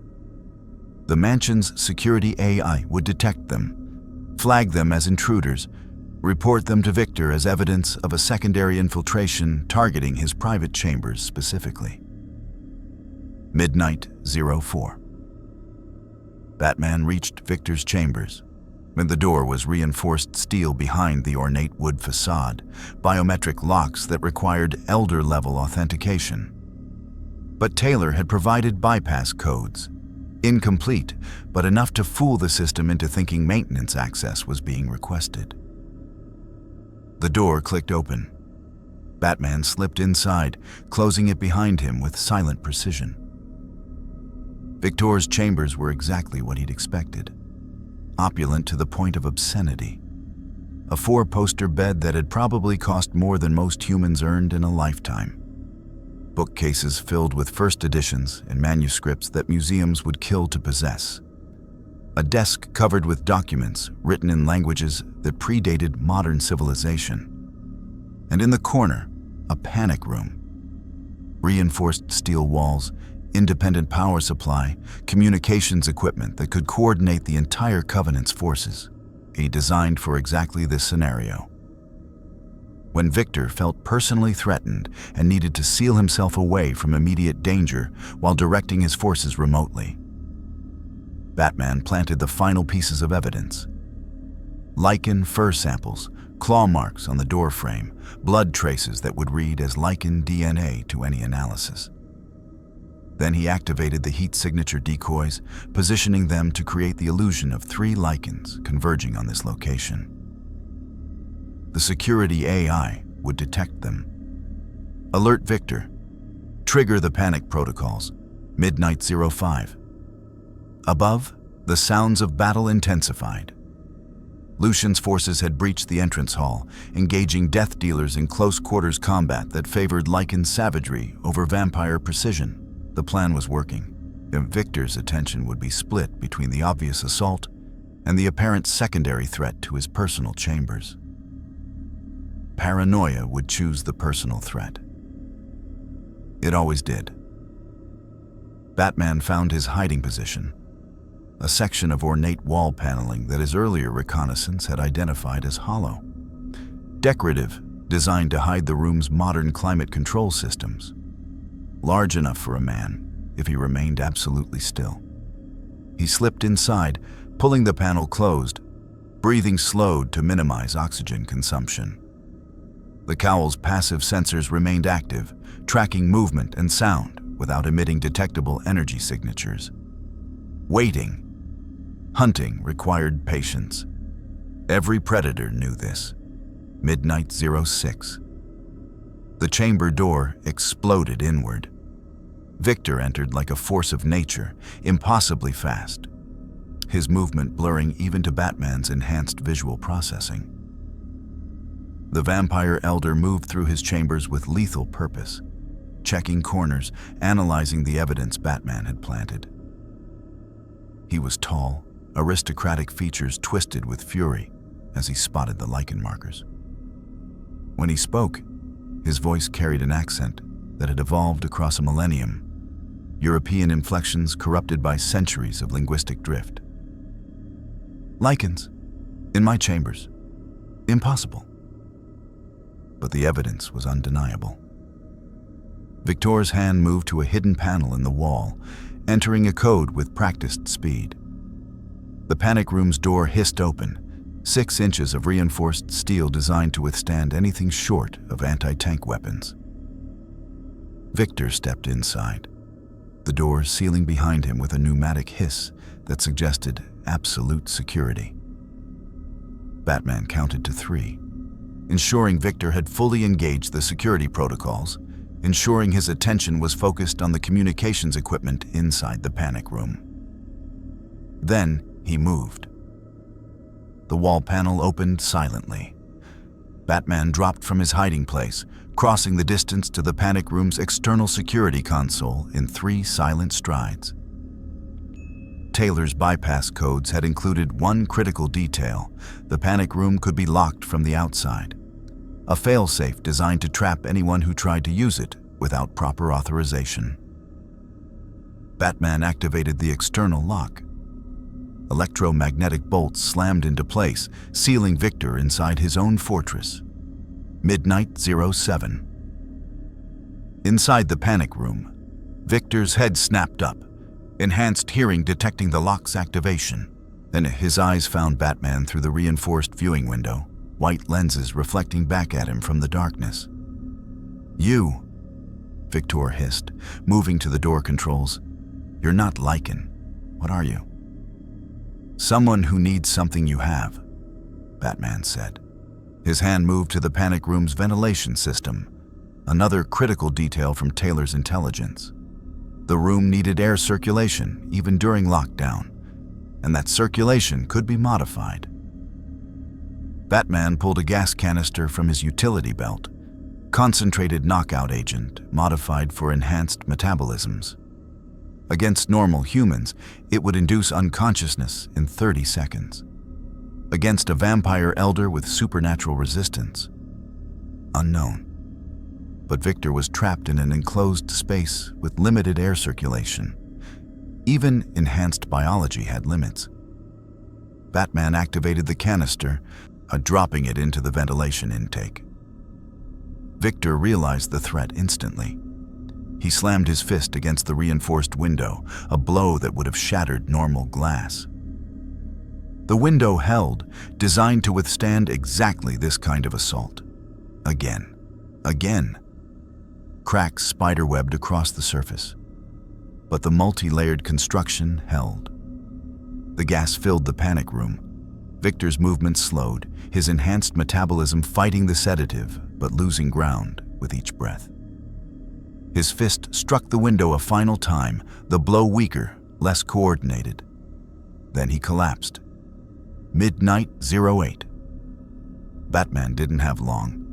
The gas would keep Victor unconscious for maybe 3 minutes. His regeneration would metabolize the sedative faster than any normal biology. 3 minutes to extract the blood, reach Marcus's tomb, and escape before Victor woke in an apocalyptic rage. He triggered the emergency release, another failsafe, designed for fire or medical emergencies. The panic room door hissed open. Batman moved inside, medical syringe already prepared.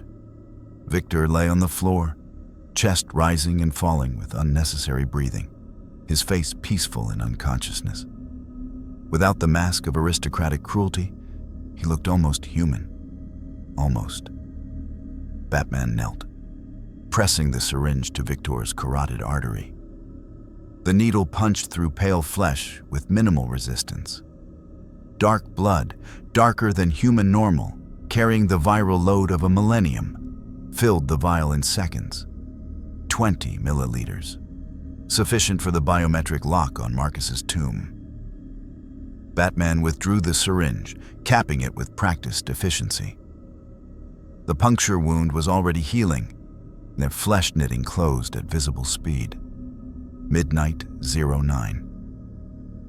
He moved to the chamber door, pausing only to plant one final piece of evidence, a recording device that would transmit false Lycan communications once Victor woke. Enough to make him believe the threat had been neutralized, buying Batman precious minutes before the vampire elder realized he'd been compromised. The mansion shook with explosions. Lucian's forces were pushing deeper, demolishing walls and security systems with the demolition charges Batman had helped them construct. The Grand Hall would be next, Victor's throne room, where 40 vampires had gathered in aristocratic ignorance of their impending slaughter. Batman had no sympathy for them. They'd chosen to maintain a system of slavery and murder. Justice demanded consequences. But his mission wasn't their deaths. It was the tomb.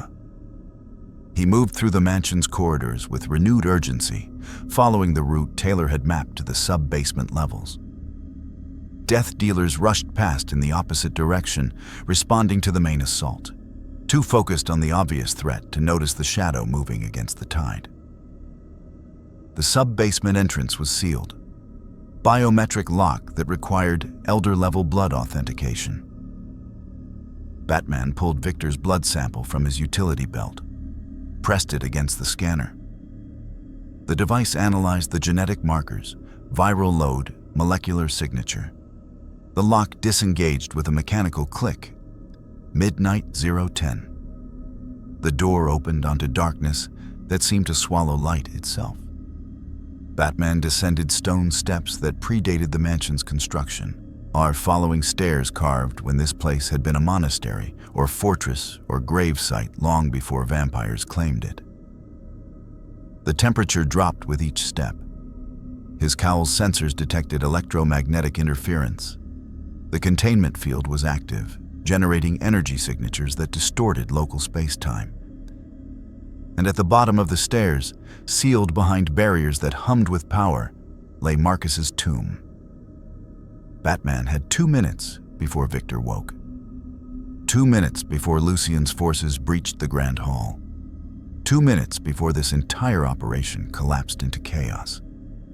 2 minutes to unlock the secrets that might take him home. The containment field glowed with ethereal light, blue-white energy forming geometric patterns that shouldn't exist in three-dimensional space.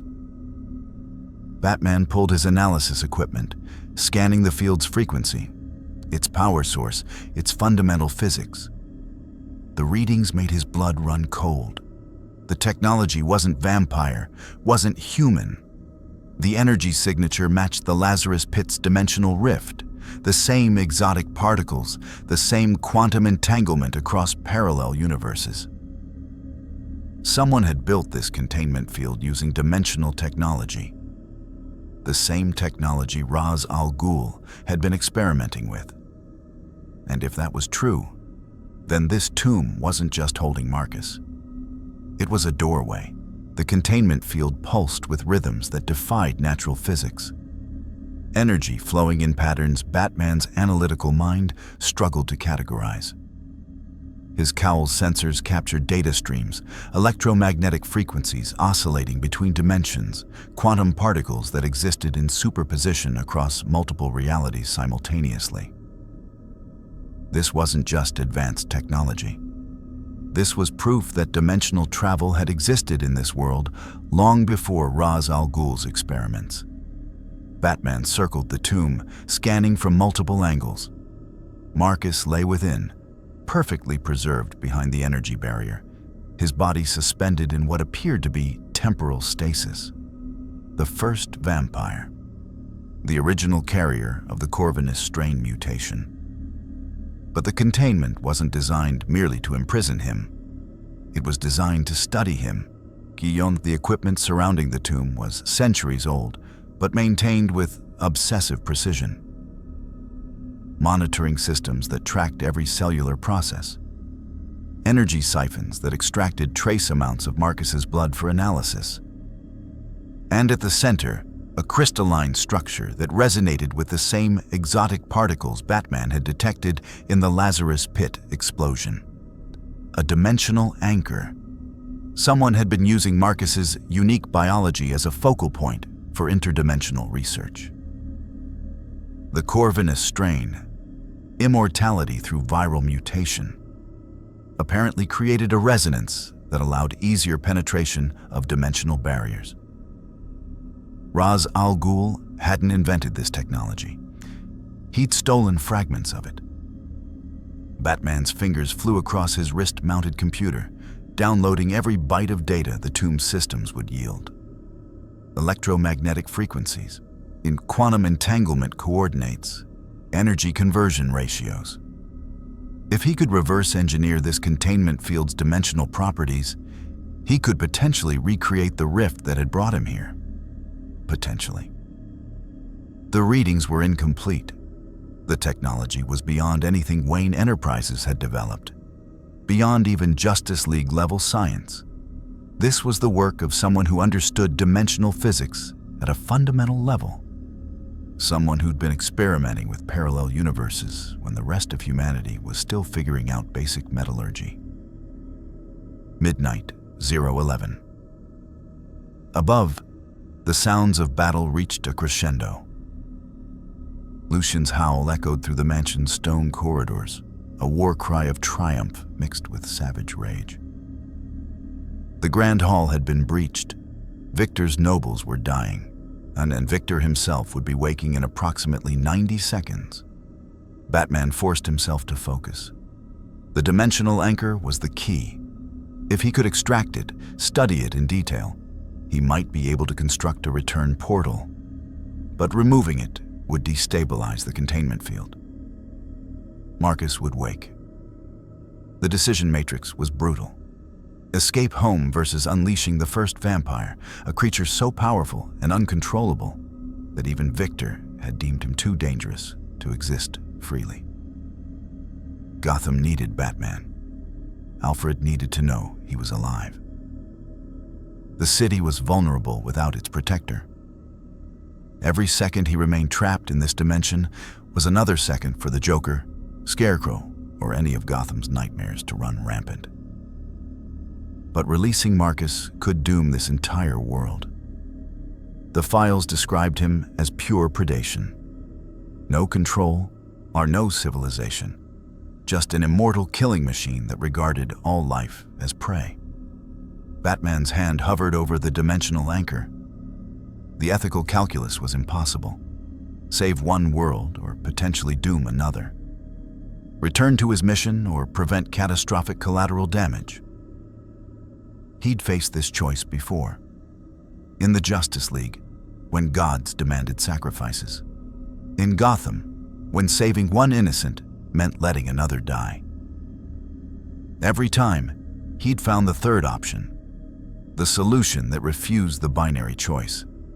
He needed more time, more data, a way to extract the anchor without destabilizing the field, or a method to contain Marcus if he woke. But time was the one resource he didn't have. The tomb's monitoring systems registered a change.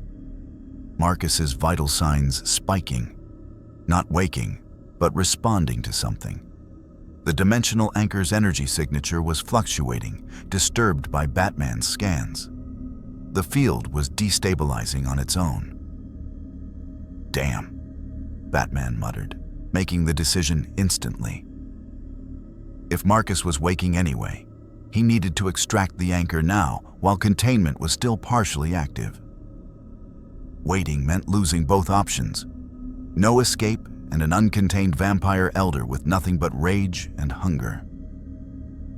He pulled an insulated containment cylinder from his utility belt, designed for transporting hazardous materials. Approached the dimensional anchor with careful precision. The crystal hummed, its surface warm to the touch, despite the sub-basement's freezing temperature. Batman's gauntlets interfaced with the anchor's housing, running bypass codes Taylor had provided for Elder-level systems. The security measures were formidable, undesigned to prevent exactly this kind of theft. But they were designed to stop vampires and Lycans. not someone with Wayne Enterprises' technological expertise and 15 years of infiltration experience. 60 seconds. The security locks disengaged sequentially. Batman lifted the dimensional anchor free, immediately sealing it in the containment cylinder. The crystalline structure continued to pulse, but the cylinder's electromagnetic shielding dampened the resonance to manageable levels. The moment the anchor separated from its housing, the containment field collapsed. Marcus's eyes snapped open. They were nothing like Victor's cold aristocratic gaze or Selene's focused hunter's stare. Marcus's eyes were pure black, predatory intelligence mixed with primal hunger that had been starved for centuries. When he moved, it was instantaneous, 0 to full speed in less than a heartbeat. Batman was already moving. The Lycan-made explosive charges he'd positioned around the tomb's entrance detonated simultaneously, collapsing the stone archway in a controlled demolition that buried the stairwell under tons of rubble. It wouldn't stop Marcus. Nothing could truly stop him. But it would slow him down. By precious seconds. Marcus's roar shook the sub-basement, a sound that predated language, predated civilization. The sound of apex predation denied its prey. Batman triggered his grappling gun, ascending through a ventilation shaft he'd identified during his initial reconnaissance. The shaft led up through 3 floors, bypassing the main combat zones where Lucian's forces were engaged with death dealers. Behind him, he heard Marcus tearing through the rubble with superhuman strength. No hesitation, no strategy, just overwhelming force applied with singular purpose. The first vampire was awake, and he was hunting. Batman emerged from the ventilation system into a servant's corridor on the mansion's 2nd floor. The sounds of battle were deafening now. Gunfire, screams, the wet sounds of silver bullets finding vampire flesh. Lucian's forces had pushed deep into the mansion, overwhelming Victor's defenders through sheer ferocity and superior weaponry. Batman's mission parameters had shifted. Primary objective achieved, dimensional anchor secured. Secondary objective, escape the mansion before being trapped between 3 hostile forces. Lucian's Lycans, Victor's vampires, and Marcus's indiscriminate rampage. He moved toward the eastern breach point, the route calculated for fastest escape, turned a corner and came face to face with death itself. Selene. She stood in the corridor like a gothic nightmare made flesh, black leather combat gear splattered with blood. Lycan blood, based on the color and consistency. Her weapons were drawn, twin automatic pistols loaded with silver ammunition. Her eyes locked onto Batman with the absolute focus of a predator that had never lost prey once it entered her sight. "You," she said, voice cold as winter. "You're not Lycan, not vampire. But you're here, in Victor's mansion, during an attack. That makes you an enemy." Batman's hand moved to his utility belt. Slowly, non-threatening. "I'm not your enemy. I'm someone trying to survive a war I stumbled into." "Then you chose poorly." Selene's pistols rose, aim unwavering. "No one survives Victor's wrath, and no one escapes me." Batman had studied her combat footage for hours. He knew her patterns, her preferred tactics, her psychological profile. Selene was perfect because she'd refined 6 centuries of technique into flawless execution. But that perfection was built on assumptions, that enemies would react predictably, that speed and precision would overcome any opposition, that fear would compromise her targets before the first shot fired. Batman didn't fear death. He'd stared into the abyss so many times it had become familiar territory. And Selene had never faced anyone like him. "I'm leaving," Batman said calmly. "You can try to stop me, or you can deal with a real threat. Marcus is awake." Selene's eyes widened fractionally, the first crack in her perfect composure. That's impossible. The containment is destroyed. Marcus is free, and he's hunting everything that moves, including you. As if summoned by the mention of his name, a roar echoed through the mansion. Closer now, ascending from the sub-basement with terrifying speed. The sound carried promises of violence that made even Selene's centuries-old predatory instincts recoil. "What did you do?" Selene demanded, but her weapons didn't lower. Victor is unconscious in his panic room. Your precious covenant is falling apart. Lucian's forces are executing your nobles in the Grand Hall, and Marcus is going to kill anyone he encounters until someone puts him down permanently. So I'll ask again, are you going to waste time trying to kill me, or are you going to save what's left of your people? The tactical calculus played across Selene's face, and she was a soldier first, aristocrat second. Every instinct screamed to eliminate the unknown threat standing before her. But Marcus represented existential danger to everything she'd served for 600 years. Her weapons lowered, slightly. "If I see you again, you won't?" Batman said, already moving past her toward the breach point. "I'm a ghost. I was never here." Selene watched him go, every muscle tensed for combat, before turning toward the sound of Marcus's approach. Batman heard her footsteps receding at superhuman speed, heading to contain the catastrophe he'd unleashed. Guilt was a luxury he couldn't afford. Not now. Not when survival demanded absolute focus. Batman reached the eastern breach point, a gaping hole in the mansion's wall, where Lucian's explosives had torn through stone and steel. Multiverse, the area was littered with bodies. Death dealers and Lycans both, casualties of the initial assault now abandoned as the battle moved deeper into the building. He was 3 steps from freedom when Kraven emerged from the smoke. The vampire noble was bleeding from multiple wounds, his aristocratic composure shattered by combat stress and the realization that his world was ending. But his eyes held the desperate cunning of someone who saw opportunity in catastrophe. "You!" Kraven snarled, fangs extending. "You're the one who broke into Victor's chambers, the one who released Marcus. Do you have any idea what you've done?" Batman assessed the threat. Kraven was wounded, slower than Selene, less experienced than Victor. But he was still a vampire, faster and stronger than human limitations allowed. "I've created chaos," Batman said, "which means you have a choice. Try to kill me and waste precious seconds, or escape while you still can." "Escape?" Kraven laughed bitterly. "There is no escape. Victor will blame me for this disaster. Marcus will kill anyone he finds. Lucian's dogs are slaughtering everyone. I'm dead either way. Then make your death mean something. Help evacuate the human servants. Save someone instead of dying for nothing."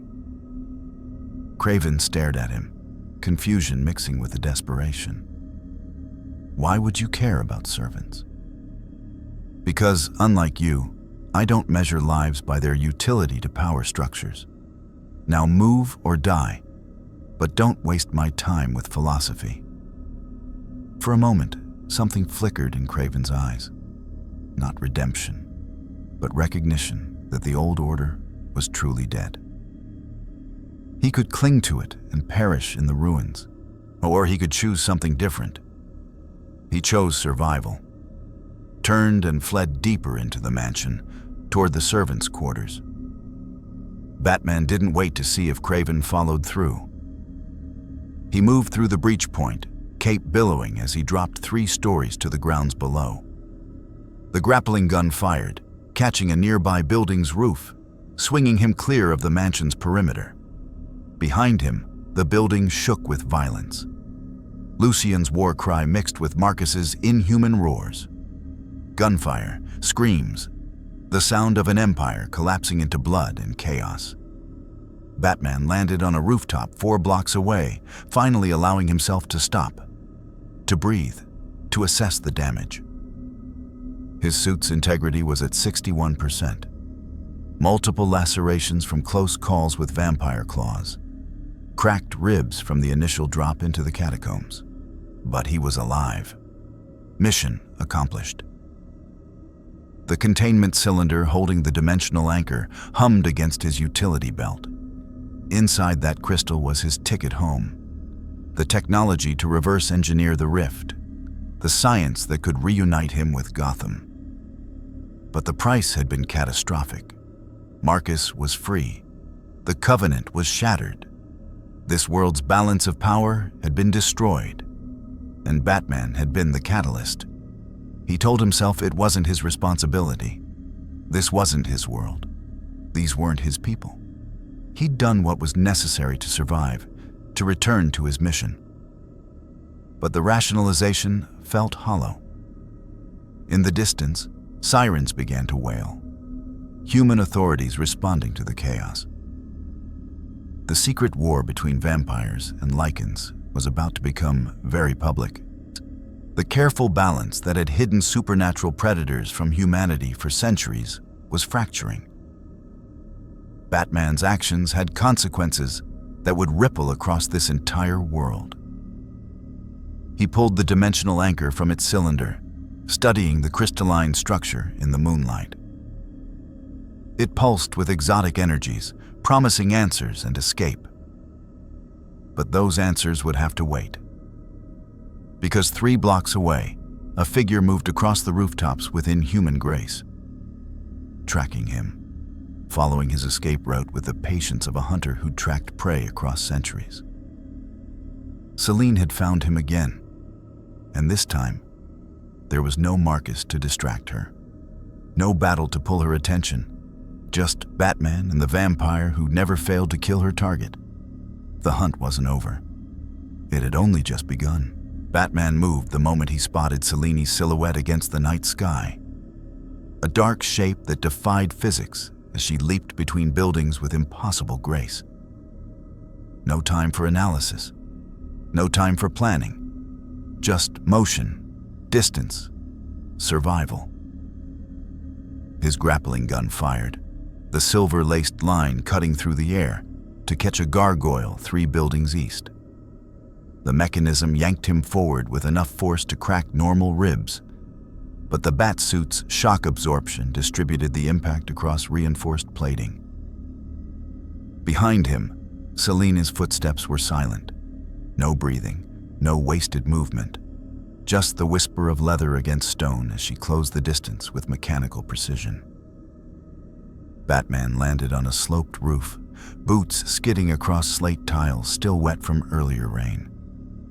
He rolled with the momentum, coming up in a controlled slide that brought him to the roof's edge. Dropped. 20 feet. Hit the alley below with bent knees, the impact radiating through his already damaged ribs. Pain indicators flared, ignored. Pain was information, nothing more. Selene dropped into the alley 6 seconds later, landing without a sound, her pistols already tracking his movement. She didn't fire. Not yet. The bullets were silver, designed for Lycans. Against human targets, they were effective, but inefficient. She was conserving ammunition. Tactical error. Should have taken the shot. Batman threw a smoke pellet. Dense gray clouds erupted, filling the alley with concealment that his cowl's thermal imaging penetrated instantly. Selene moved through the smoke like a ghost, her own enhanced senses tracking him through scent and sound. But the smoke bought seconds. Precious seconds. He triggered an explosive batarang, throwing it not at Selene, but at the building's foundation. The blast was controlled, precise, enough to collapse the alley's entrance behind him, creating a temporary barrier of rubble. Selene vaulted the debris without breaking stride. 600 years of experience had taught her that obstacles were temporary inconveniences, nothing more. Batman turned a corner into a broader street. deserted at this hour, lit by flickering gas lamps that cast dancing shadows. His mind raced through tactical options. Selene was faster, stronger, and had home field advantage. Direct confrontation would be suicide. But running indefinitely wasn't viable. His suit's power reserves were finite, his injuries were accumulating, and Selene's stamina was functionally limitless. No, he needed to change the parameters, turn her advantages into weaknesses. The street ahead led toward the industrial district, Lycan territory. Selene wouldn't follow him there. Too dangerous. She was skilled, but not suicidal. Except she was following. Her footsteps matched his pace exactly, maintaining 30 meters of distance. Not closing, not falling back, just tracking. She was herding him, driving him towards something. Batman's tactical analysis kicked in. If she wasn't trying to close the distance, she was either waiting for reinforcements or pushing him toward a kill zone. The street ahead narrowed into a choke point. Perfect ambush location. Old construction, plenty of vertical positions for sniper support. He adjusted course, cutting left through a side passage between two buildings. Tight quarters, and barely wide enough for his shoulders. Selene couldn't maintain distance here. Either she abandoned pursuit or committed to close combat. She committed. Batman heard her enter the passage behind him, her movement impossibly fluid despite the confined space. He reached the far end, emerging into a small courtyard. 3-story buildings on all sides. No ground-level exits except the passage he'd just left. Trapped. No, not trapped. Controlled environment. Batman turned to face her as she emerged from the passage. Her pistols holstered now, hands empty but ready. She studied him with cold calculation, taking in the armored suit, the utility belt, the white lenses that reflected her own image back at her. "You fight well for a human," Selene said. "Better than most. But you're wounded, exhausted, and running out of options.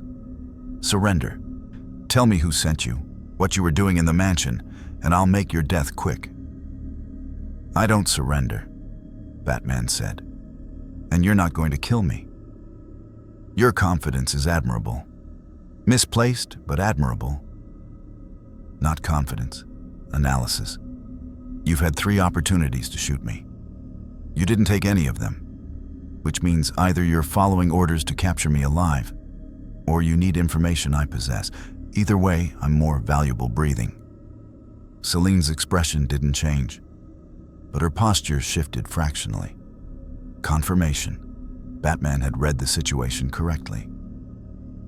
"Victor wants you alive," Selene admitted. "He's awake, furious, and very interested in the man who infiltrated his fortress, drugged him, and released Marcus. You're going to answer his questions. And then he's going to torture you for however long it takes to break you. And when he's finished, he'll let me kill you properly. Victor's reign is over. Lucian's forces decimated your nobles. The Covenant is fractured. Even if you capture me, it won't change the fact that your world is falling apart. Which is why Victor needs information." Selene moved forward, circling with predatory patience. "You're not Lycan. You're not vampire. You have technology we've never encountered and skills that suggest military training beyond any human organization we've infiltrated. That makes you either a third faction we didn't know existed, or evidence of something worse. Victor will extract the truth. He always does." Batman tracked her movement, calculating angles and distances. She was right about his diminishing options, and the courtyard offered no escape routes without exposing himself to her superior speed. His gadgets were running low. 3 UV batarangs left, 1 smoke pellet, miscellaneous tools that wouldn't stop a vampire elder. But he still had one advantage. Selene expected him to fight like a human, desperately, inefficiently, with the sloppiness that came from fear and exhaustion. Batman had fought gods without fear. Exhaustion was just another variable to account for. "Last chance," Selene said, stopping her circle 5 meters away. "Surrender or I break both your legs and carry you to Victor. Your choice." Batman's response was a UV batarang. The throw was perfect. 30 years of practice compressed into a single motion that gave Selene no time to dodge. The weapon struck her left shoulder, an ultraviolet radiation burning through leather and flesh in a concentrated discharge. Selene screamed, not from pain, but from fury. The wound blackened, smoke rising from charred tissue as her regeneration fought against the UV damage. She staggered, her perfect balance disrupted for 3 critical seconds. Batman closed the distance. His fist struck her wounded shoulder, not to cause pain, but to exploit the compromised structure. Bone fractured under the impact, her regeneration unable to keep up with sequential trauma. Batman followed with a strike to her throat, calculated to disrupt speech and breathing reflexes. Selene's counterattack was instantaneous despite the injuries. Her hand caught his wrist with crushing force, her other hand driving toward his face with claws extended. Batman twisted, redirecting her momentum with a judo throw that should have slammed her face first into cobblestone. She twisted mid-fall with inhuman flexibility, landing in a crouch that transitioned into a leg sweep aimed at Batman's knees. He jumped, cape spreading to create visual confusion, landing behind her with a follow-up strike to her spine. The blow connected. Selene gasped, her back arching as vertebrae cracked, but her hand was already moving, grabbing Batman's cape and yanking him off balance. They grappled in brutal close combat, Batman's technique against Selene's supernatural strength. Every strike he landed caused damage that regenerated within seconds. Every move she made forced him to defend with millimeter precision or suffer crippling injury. He'd fought Bane, Killer Croc, opponents who outmatched him in raw power. But Selene was different. She wasn't just strong, she was perfectly trained. 6 centuries of combat refinement meant 0 wasted movement, 0 exploitable patterns. Almost 0. Batman caught it in her 7th strike, a fractional delay when she committed to attacks on his left side. An old injury, perhaps. Something that had healed centuries ago but left muscle memory of caution. He exploited it ruthlessly. Feinted right, then struck left with an explosive batarang pressed directly against her ribs. The blast at point-blank range shattered bone, driving fragments into her lungs. Selene fell back, coughing blood. Unnecessary biology responding to catastrophic trauma. Her regeneration was already working, but the damage was severe enough to buy seconds. Batman didn't waste them. He triggered his grappling gun, ascending to the courtyard's 2nd-story level, then 3rd, reaching the rooftop while Selene's ribs were still knitting back together. He ran. Behind him, he heard her howl. Not pain, but rage. The sound of a perfect predator denied its prey. Batman pushed his injured body across the rooftops, putting distance between himself and Victor's enforcer. The dimensional anchor bounced against his utility belt, reminding him of what he'd sacrificed to obtain it. Marcus was free. The Covenant was in chaos, and now he was being hunted by someone who would never stop. The industrial district materialized ahead, abandoned warehouses and rusted machinery. Lycan territory. Selene wouldn't follow him there. The territorial boundaries were absolute. Crossing them would start a war she couldn't win alone. Batman crossed the boundary, dropping into an alley between 2 warehouses. Stopped. Listened. No pursuit. Selene had stopped at the territorial line, just as predicted. But her voice carried across the distance, amplified by supernatural lung capacity. "This isn't over, Detective. Victor will find you. I will find you. And when we do, you'll beg for the death I offered tonight. Run while you can. It only makes the hunt more satisfying." Batman didn't respond.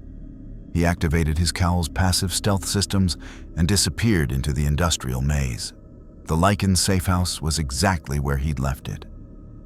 Hidden beneath the abandoned subway station, accessible through maintenance tunnels that only Lucian's inner circle knew existed, Batman descended through the access hatch, his body finally registering the accumulated damage from the night's combat, and the medical diagnostics scrolled across his HUD.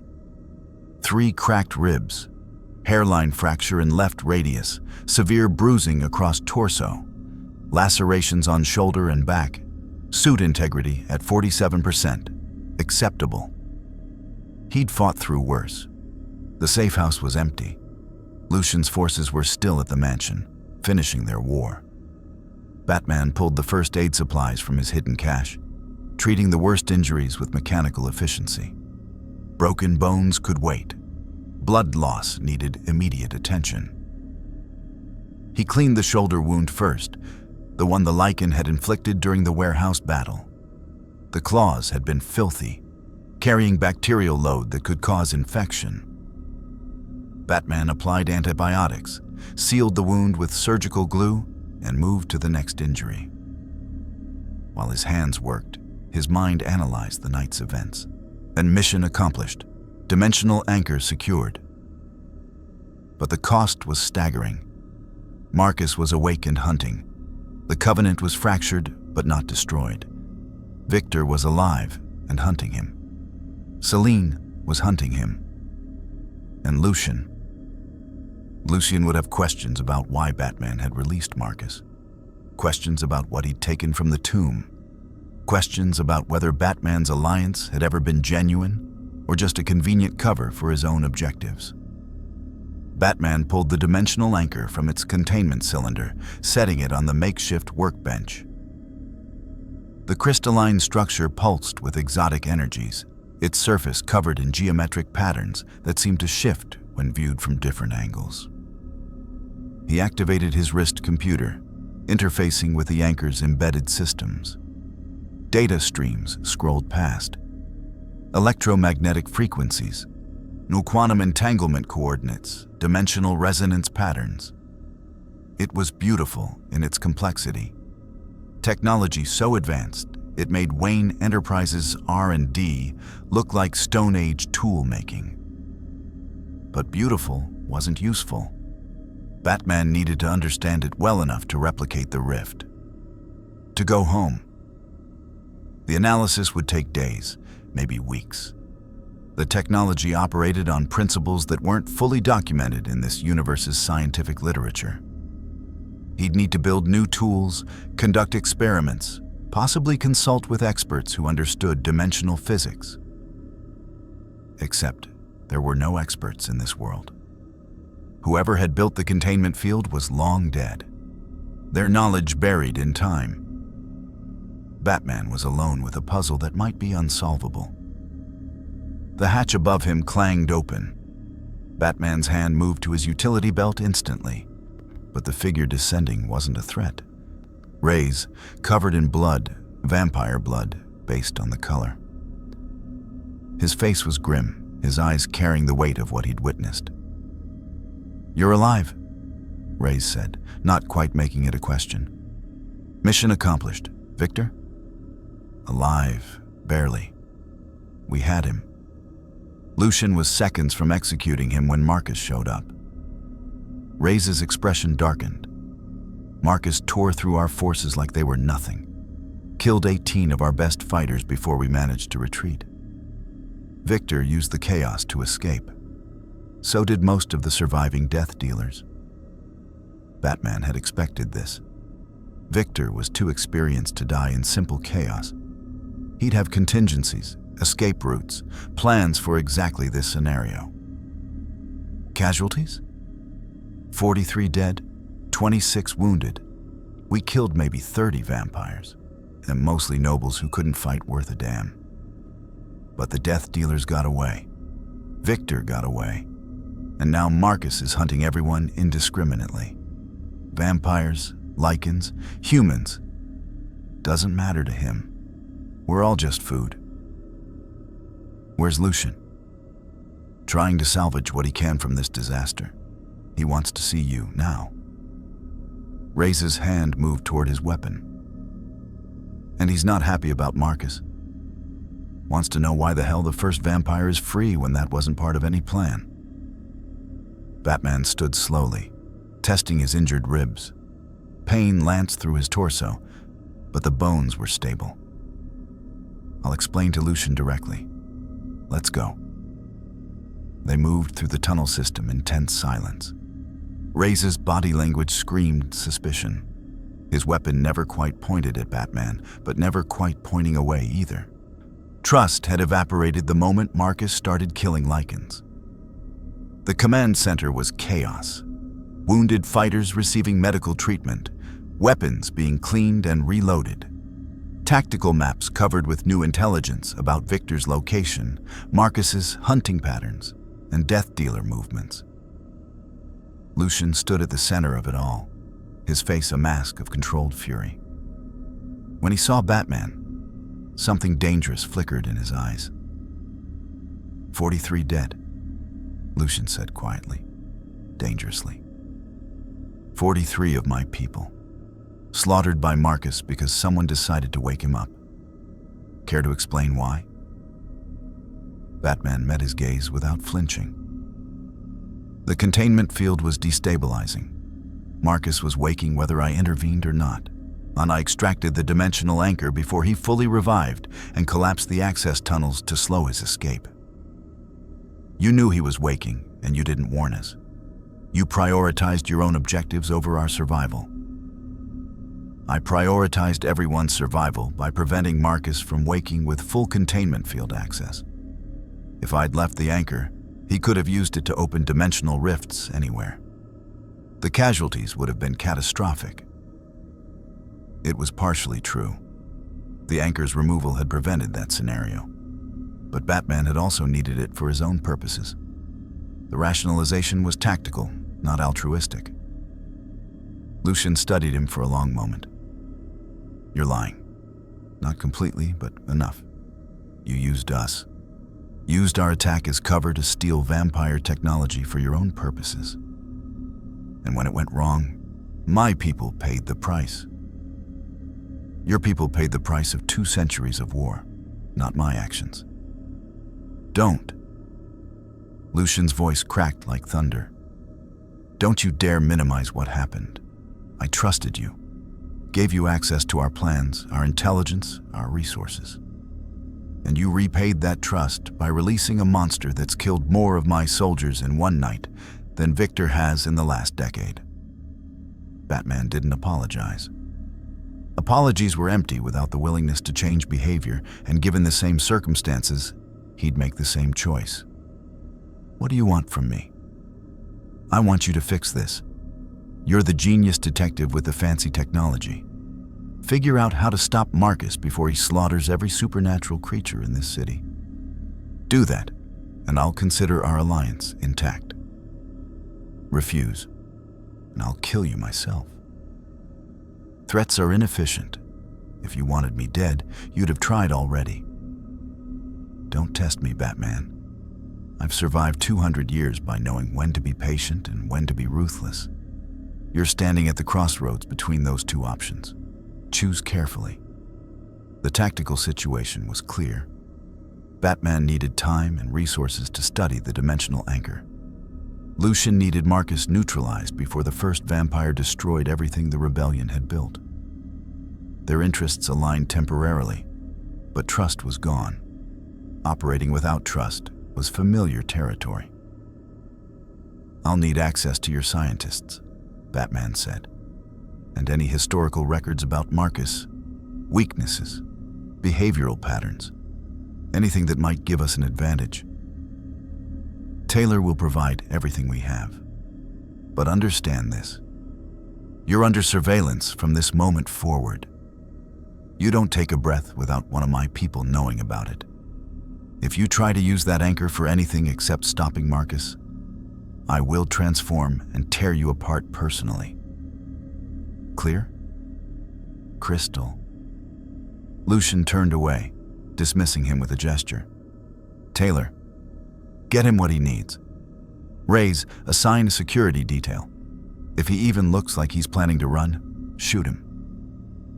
Batman followed Taylor to a corner of the command center that had been converted into a research station. She pulled up files on a computer screen, surveillance footage of Marcus from decades ago, before his imprisonment. Scientific analyses of his cellular structure, historical accounts of his creation and the early vampire wars. You really screwed us, Taylor said quietly. Lucian's right. We trusted you, and you betrayed that. I made the tactically optimal choice given incomplete information and time constraints. Marcus was waking. I extracted what I needed and minimized collateral damage. Minimized. Taylor laughed bitterly. 43 families are going to get news that their loved ones died because the mysterious stranger they were helping decided his own agenda mattered more than their lives. But sure, minimized. Batman didn't respond. Guilt was a luxury. Focus on the mission. Study Marcus. Find a weakness. Stop the threat. Then use the dimensional anchor to go home and leave this world to clean up its own messes. But as he studied the files, watching footage of Marcus tearing through early vampire settlements with primal savagery, a thought nagged at the back of his mind. Could he really abandon this world to a monster he'd helped unleash? The answer should have been simple. This wasn't his world. These weren't his people. His responsibility was to Gotham. But the image of Selene's eyes, cold, focused, hunting him with absolute conviction, reminded him that actions had consequences that transcended dimensional boundaries. And Batman was responsible for his actions. Always. No matter which world he was in, the safe house became a fortress as the night stretched toward dawn. Batman worked through the pain of his injuries, through the exhaustion that clawed at the edges of his consciousness, through the weight of 43 dead Lycans whose families would never see them again. His hands moved with mechanical precision across the dimensional anchor's housing, interfacing with Taylor's equipment, cross-referencing historical data against his own scientific understanding. Marcus, Patient Zero, the first vampire. The historical files Taylor provided painted a picture of absolute predation. In the centuries before his imprisonment, Marcus had slaughtered indiscriminately. Vampire, Lycan, human. It made no difference. He wasn't political like Victor, wasn't strategic like Lucian. Marcus was hunger incarnate, a biological imperative without the civilizing influence of society or conscience. The Corvinus strain had mutated differently in him. Where Victor and other vampires retained human cognition, Marcus had devolved. His intelligence was purely predatory, his emotions reduced to rage and appetite. The files suggested this was why Victor had imprisoned him rather than destroying him. Not mercy, but the inability to kill something that shared his bloodline. Batman analyzed the containment field schematics Taylor had salvaged from the tomb's backup systems. The dimensional anchor had been the key to maintaining stasis. Without it, the field had collapsed completely. Marcus was free, and his hunger would only grow until he fed. "We need to contain him," Batman said, pulling up architectural maps of the city to recreate the stasis field using alternative power sources. "Impossible," Taylor said, exhaustion bleeding through her voice. The field required the anchor's dimensional resonance to maintain temporal suspension. Without it, we can't. Then we don't suspend him. We trap him, create a physical barrier he can't escape. He tore through reinforced steel like paper. What are you going to build? Adamantium walls? Batman studied the chemical analysis of Marcus's blood, the sample Taylor had pulled from Covenant archives, collected centuries ago during one of Victor's experiments. The Corvinus strain in Marcus had unique properties. His regenerative abilities were orders of magnitude beyond normal vampires. But regeneration required energy, required fuel. "If we starve him," Batman said slowly, "reduce his access to prey, to force his metabolism to burn through its reserves." "How?" "He's already killed 18 of our best fighters, and he's not even winded. The man is a biological weapon. You can't starve something that can eat anything with blood in its veins." "No, but we can limit his hunting grounds." Batman pulled up the city's infrastructure maps, overlaying them with Marcus's last known position and likely movement patterns. He's operating on instinct. Predators follow predictable patterns. They establish territories, patrol boundaries, return to successful hunting grounds. If we collapse the structures around him, we create barriers he can't easily bypass. You're talking about demolishing half the industrial district. I'm talking about containing a creature that will otherwise kill everyone in this city within 72 hours. Batman's voice was flat, clinical. "Including your people. Including the human civilians who don't even know this war exists." Taylor stared at the maps, her professional detachment cracking. "Lucian will never approve. That's our territory, our safe houses, our people's homes." "Then convince him. Because Marcus won't stop. He can't stop. It's not in his biology to show mercy or restraint." The argument continued for another hour, Batman systematically dismantling every objection with cold logic, and Taylor defending the indefensible, the hope that Marcus could be reasoned with, contained non-lethally, somehow returned to stasis without catastrophic collateral damage. It was hope without foundation. Batman had learned, through 15 years of war against Gotham's nightmares, that some threats required brutal solutions. Marcus was such a threat. But Taylor wasn't ready to accept that, and Batman didn't have time to convince her. His cowl's proximity sensors triggered, multiple contacts approaching the safe house at superhuman speed. Not Lycan, not vampire, something else. Batman was already moving, his hand closing around the dimensional anchor and securing it to his utility belt. "We're compromised. Evacuate." "What? There's no—" Taylor's eyes went wide as the first impact shook the safe house's reinforced walls. "What is that?" "Marcus found us." The second impact cracked the concrete, and the third tore a hole through steel reinforcement and stone. And through that hole, framed by dust and debris and the pale light of approaching dawn, Marcus entered. He was nothing like the photographs.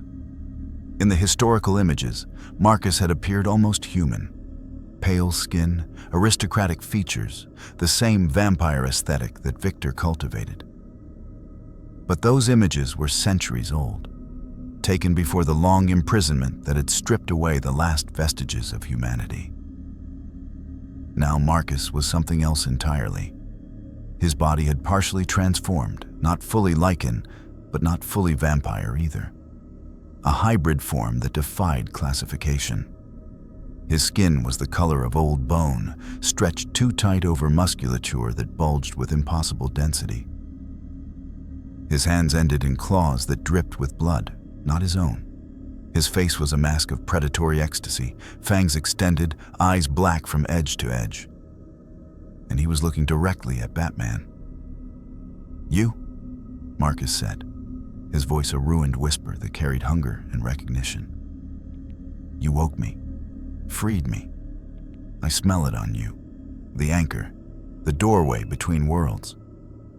Batman's hand moved to his utility belt, but his weapons were useless against this. UV batarangs would cause superficial damage at best. Silver would burn, but not stop. Marcus had survived millennia of vampire attempts to kill him. "I have what you want," Batman said, moving slowly away from Taylor, drawing Marcus's attention. "The dimensional anchor. but you don't know how to use it. Hungry? Marcus breathed, his black eyes fixed on the cylinder at Batman's belt. So hungry. The prison starved me. Need blood, need power, don't need the door. Then we have mutual interests. You want the anchor, I want to survive, and I want you to stop killing indiscriminately. Marcus tilted his head, a bird-like motion that was somehow more disturbing than his physical transformation. Bargaining. You think I can be bargained with? His claws flexed. I remember bargains, Victor's bargains. Promises of freedom, then cages. Promises of blood, then chains. No more bargains, only hunger, only feeding. He lunged. Batman's reflexes saved his life. The grappling gun fired, yanking him sideways as Marcus's claws tore through the space he'd occupied. The attack continued through the empty air, shredding the concrete wall behind him like wet cardboard. Taylor was screaming, scrambling toward the emergency exit. Batman triggered his smoke pellets, he filling the safe house with dense gray clouds that did nothing to impede Marcus's enhanced senses. I smell you, Marcus whispered from within the smoke. Human, old blood, old pain. You've killed, you've hunted. You understand. I understand you're a victim of centuries of abuse and experimentation. Batman said, circling, tracking Marcus's heat signature through the smoke. Victor imprisoned you. The Covenant used you. You've never had the choice to be anything except what they made you. Choice. Marcus laughed, the sound broken and ancient. There is no choice. There is only hunger, only feeding, only the endless need. Then learn, adapt. You're not an animal. You're a survivor of unimaginable cruelty. That doesn't have to define you. Marcus's black eyes found Batman through the smoke. For a moment, just a moment, something flickered in their depths. Not humanity, not compassion, but memory. Recognition that he had once been something else. Then hunger reasserted control. Marcus attacked again, faster this time. Batman barely avoided the claws, the wind from their passage tearing at his cape. He threw a UV batarang directly into Marcus's face. The concentrated ultraviolet radiation burned through bone-white skin, causing visible damage. Marcus didn't even slow down. The wound healed as he moved, new skin forming over blackened tissue. The attack had bought Batman 2 seconds, maybe 3. Taylor! Batman shouted. Get to Lucian. Tell him. Marcus's claws caught his shoulder, shredding through the Batsuit's reinforced armor like tissue paper. Blood sprayed. Batman's HUD screamed warnings as his left arm went numb. He fell back, stumbling over debris, putting distance between himself and the apex predator that was already advancing for the kill. I'll eat your heart, Marcus said, almost conversationally. Then I'll take the anchor. Then I'll find the door you opened and follow it to your world. Is your world full of prey? Full of fear? I hope so. I've been hungry for so long. The dimensional anchor pulsed against Batman's hip, its exotic energies responding to something, Marcus's proximity, his unique biology, the resonance between the Corvinus strain and the technology designed to study it. Batman's mind, even in extremis, was calculating. Marcus's regeneration required massive caloric expenditure. He'd been imprisoned without food for centuries, then unleashed into a battle that had demanded continuous healing. He was operating on reserves, burning through the accumulated energy of his pre-imprisonment feeding. He was starving, literally, biologically starving. That's why the hunger dominated his consciousness, not cruelty, but cellular imperative. And starving creatures made mistakes. Batman pulled the dimensional anchor from his belt, holding it before him like a shield. You want this? Come get it! Marcus lunged. Batman didn't try to dodge.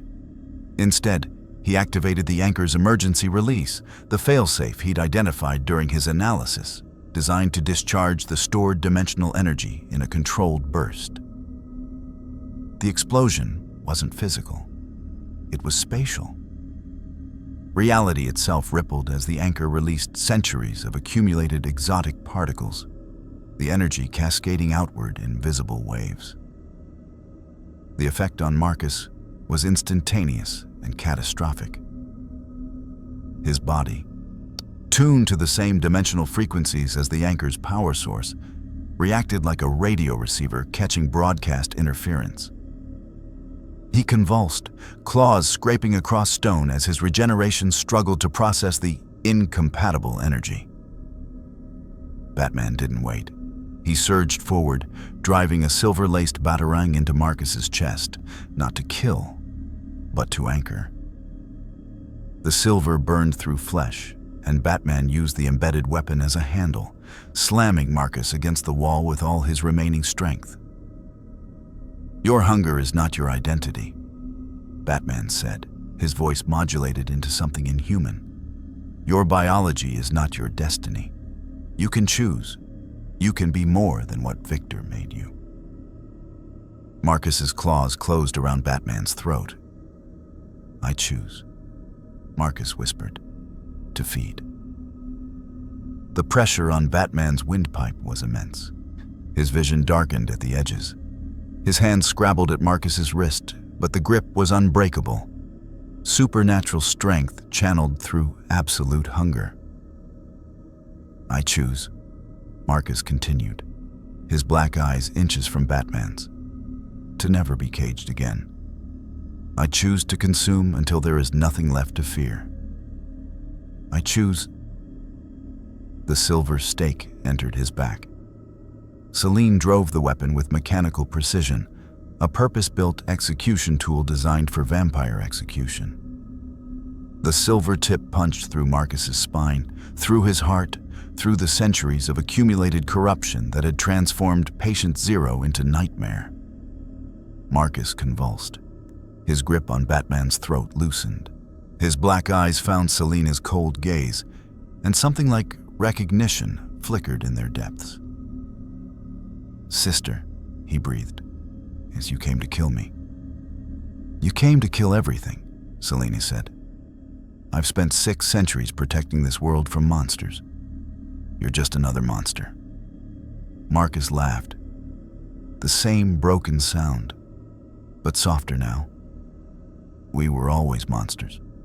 From the beginning, it's all we could ever be." He collapsed. Batman fell with him, gasping for air that wouldn't come fast enough. His HUD was a cascade of damage alerts. Larynx trauma, oxygen deprivation, the accumulated injuries of 3 nights of war finally demanding payment. Selene stood over Marcus's body, the silver stake still embedded in his back. She watched him dissolve into ash with an expression that wasn't triumph, wasn't satisfaction. Just the hollow exhaustion of someone who'd killed another immortal and felt nothing. "You saved me," Batman managed, his voice a ruined rasp. "I saved Victor's asset." Selene's gaze found him, cold as ever. "You're still his prisoner. Don't confuse necessity with mercy." But her eyes lingered on the dimensional anchor, still pulsing with residual energy from its discharge. And something in her expression shifted, not softening, but recognizing. "Can that device really open doors to other worlds?" she asked. "Yes." "Then open one. Leave this world. Go back to wherever you came from and never return." "Victor won't let me leave. He wants answers." "Victor is dead." Selene's voice was flat. "Marcus killed him before I escaped the mansion. Your vampire elder, the leader of the Covenant, the master I served for 6 centuries, dead. Torn apart by his own brother while I was hunting you." Batman processed this information through the fog of his injuries. Victor dead. The Covenant leaderless. The power vacuum would trigger civil war, factional conflict, the complete collapse of vampire society. Or it could trigger something else. The vampires need a new leader, Batman said. Someone who can negotiate peace with Lucian's rebellion. Someone who understands that the old ways are dead. Selene's eyes narrowed. You're suggesting me? I'm suggesting someone who just killed the greatest threat to both vampire and Lycan survival. Someone who spent 6 centuries protecting her people. Someone who's earned the right to lead them differently. I'm a death dealer, an enforcer, not a politician. You're a survivor, and you just proved you can make the hard choices when no one else will. That's leadership. Selene was silent for a long moment. The ash of Marcus's body continued to settle, covering the floor in gray powder that had once been the first vampire. If I do this, she said slowly, if I try to salvage something from this disaster, you leave. Immediately. You take your dimensional anchor and your detective skills and your impossible moral code and you go back to wherever you came from. You never tell anyone about this world. You never come back. That's the plan. Then do it. Now, before I change my mind. Batman pulled himself upright, his body screaming protest at every movement. The dimensional anchor had discharged most of its stored energy, but enough remained for a single controlled rift opening. One way, destination approximate, but functional. He began the calibration sequence, his fingers finding familiar patterns in the crystalline interface. The anchor hummed, responding to his touch, us building toward critical resonance. Wait, Taylor said, emerging from the shadows where she'd been watching. You're just leaving? After everything? I was never meant to stay. Batman's voice was quiet, stripped of the modulated intimidation. This isn't my world. These aren't my people to save or condemn. You helped us. You fought with us. Taylor's voice broke. You released Marcus. 43 of our people are dead because of you. And now you're just leaving? Yes. That's it? No apology? No attempt to make it right? I can't make it right. I can't bring back the dead. I can't undo the consequences of my choices. All I can do is remove myself from this world so my presence doesn't cause further damage. Batman's white lenses found Taylor's face. Your rebellion survived, Victor. It will survive Marcus, and it will survive my departure. You're stronger than you know. Easy for you to say. You don't have to live with the consequences. I've lived with the consequences of my choices for 15 years. Every night I failed to save someone, every life lost because I wasn't fast enough or smart enough or prepared enough. I carry them with me. I always will. This world will be another weight. He paused. But it's a weight I choose to bear. Because leaving is the right thing to do. The dimensional anchor reached critical resonance. Reality began to shimmer, the air itself bending around the crystalline core. Batman, Selene said. He turned to face her. Victor's death, was it worth it? Your mission, your anchor, your way home? Was it worth everything it cost? Batman considered the question. 43 Lycans. Victor's regime shattered. Marcus dead. The Covenant leaderless. A world changed forever by his presence. I don't know, he admitted. But I have to believe that the good we do, the lives we save, the suffering we prevent, can outweigh the damage we cause. Otherwise, there's no point in any of it. That's not an answer. It's the only answer I have. The rift opened, a vertical tear in reality, edges shimmering with impossible colors. Beyond it, Batman could see Gotham's skyline silhouetted against a familiar moon. His world, his mission, his eternal war against evil. He stepped toward it, Your war isn't here, Selene said. But some of us will keep fighting ours. Try to remember that. Batman paused at the threshold. I will. And then he was gone. The rift sealed behind him, and leaving nothing but the smell of ozone and the weight of absence.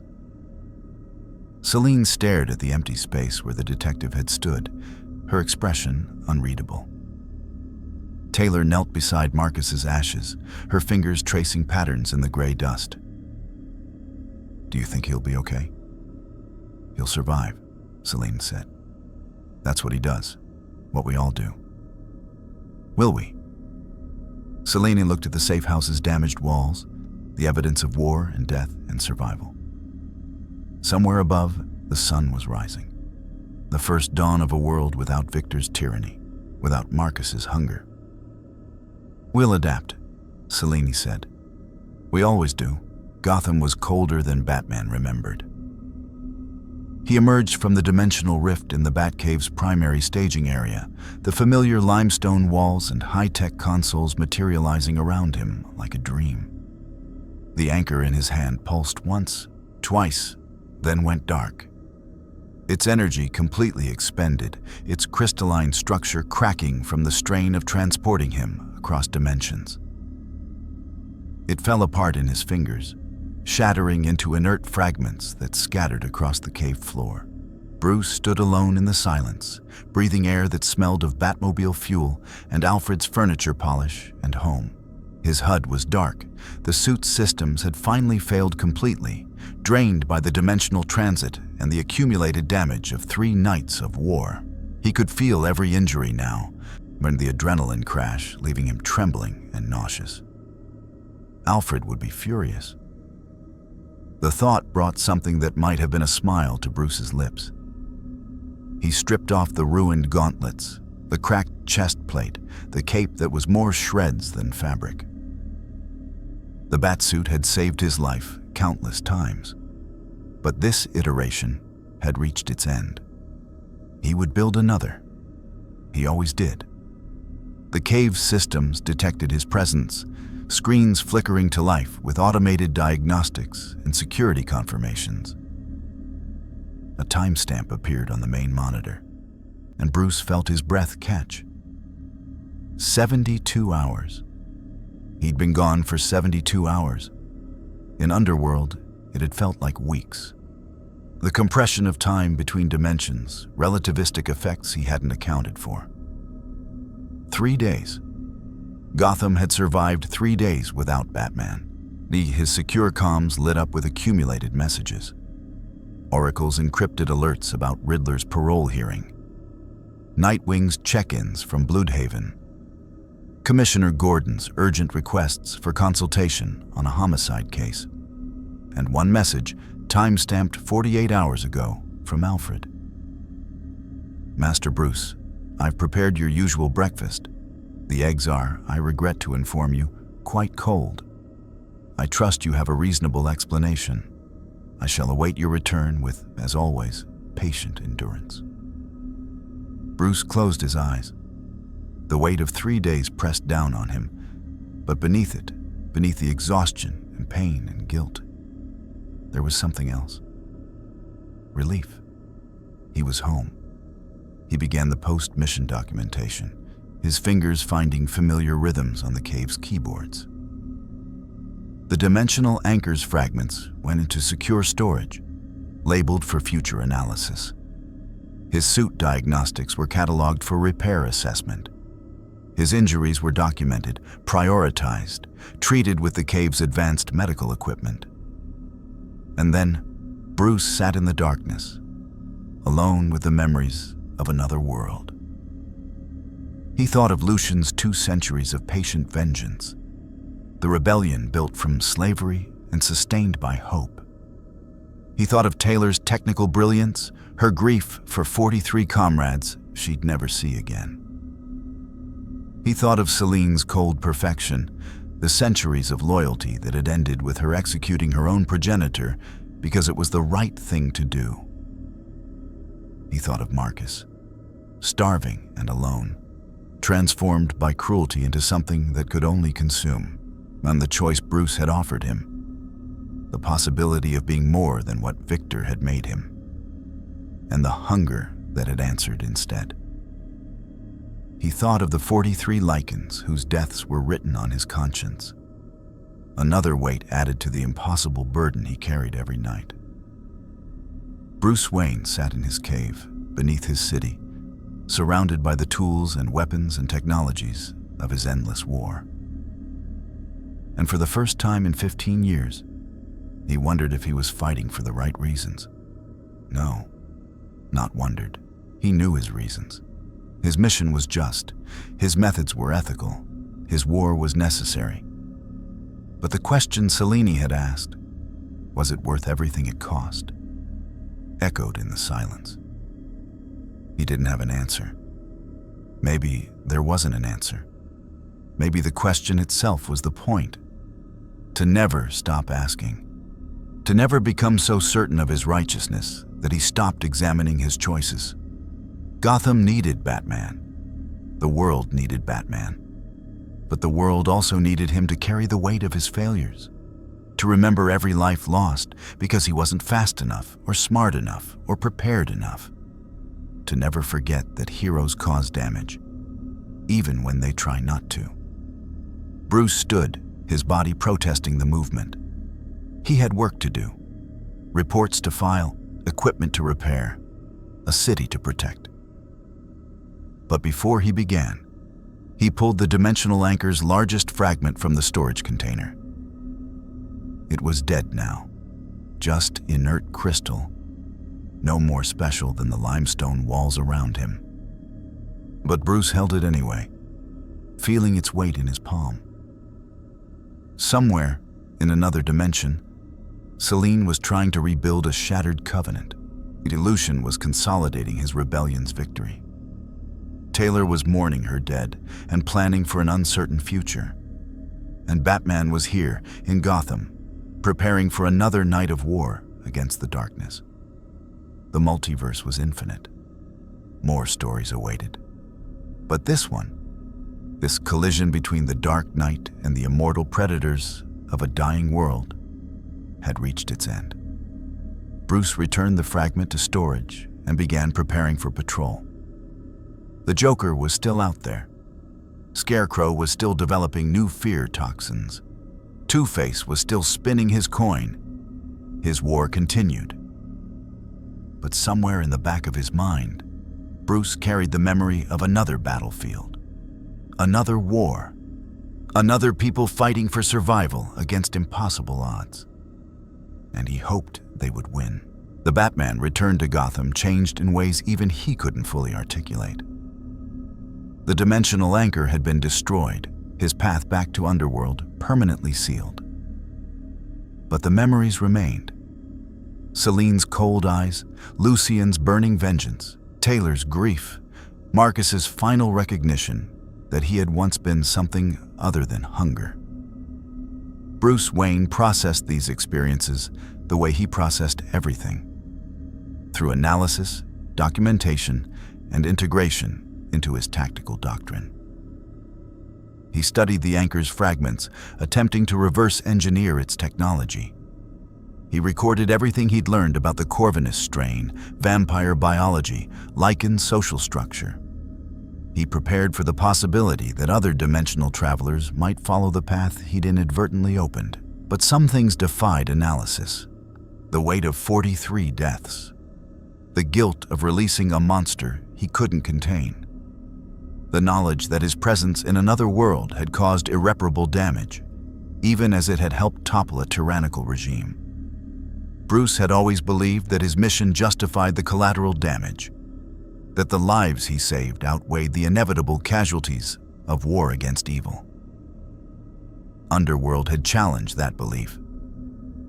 Not because it proved him wrong, but because it forced him to confront the human cost of his choices in a way he'd never allowed himself to before. He would continue his mission. He would protect Gotham, fight injustice, save lives. But he would never forget the world he'd left behind, or the people who had paid the price for his passage through it. Some debts could never be repaid, Some weights could never be set down. Bruce carried them anyway, because that was what heroes did. They carried the weight.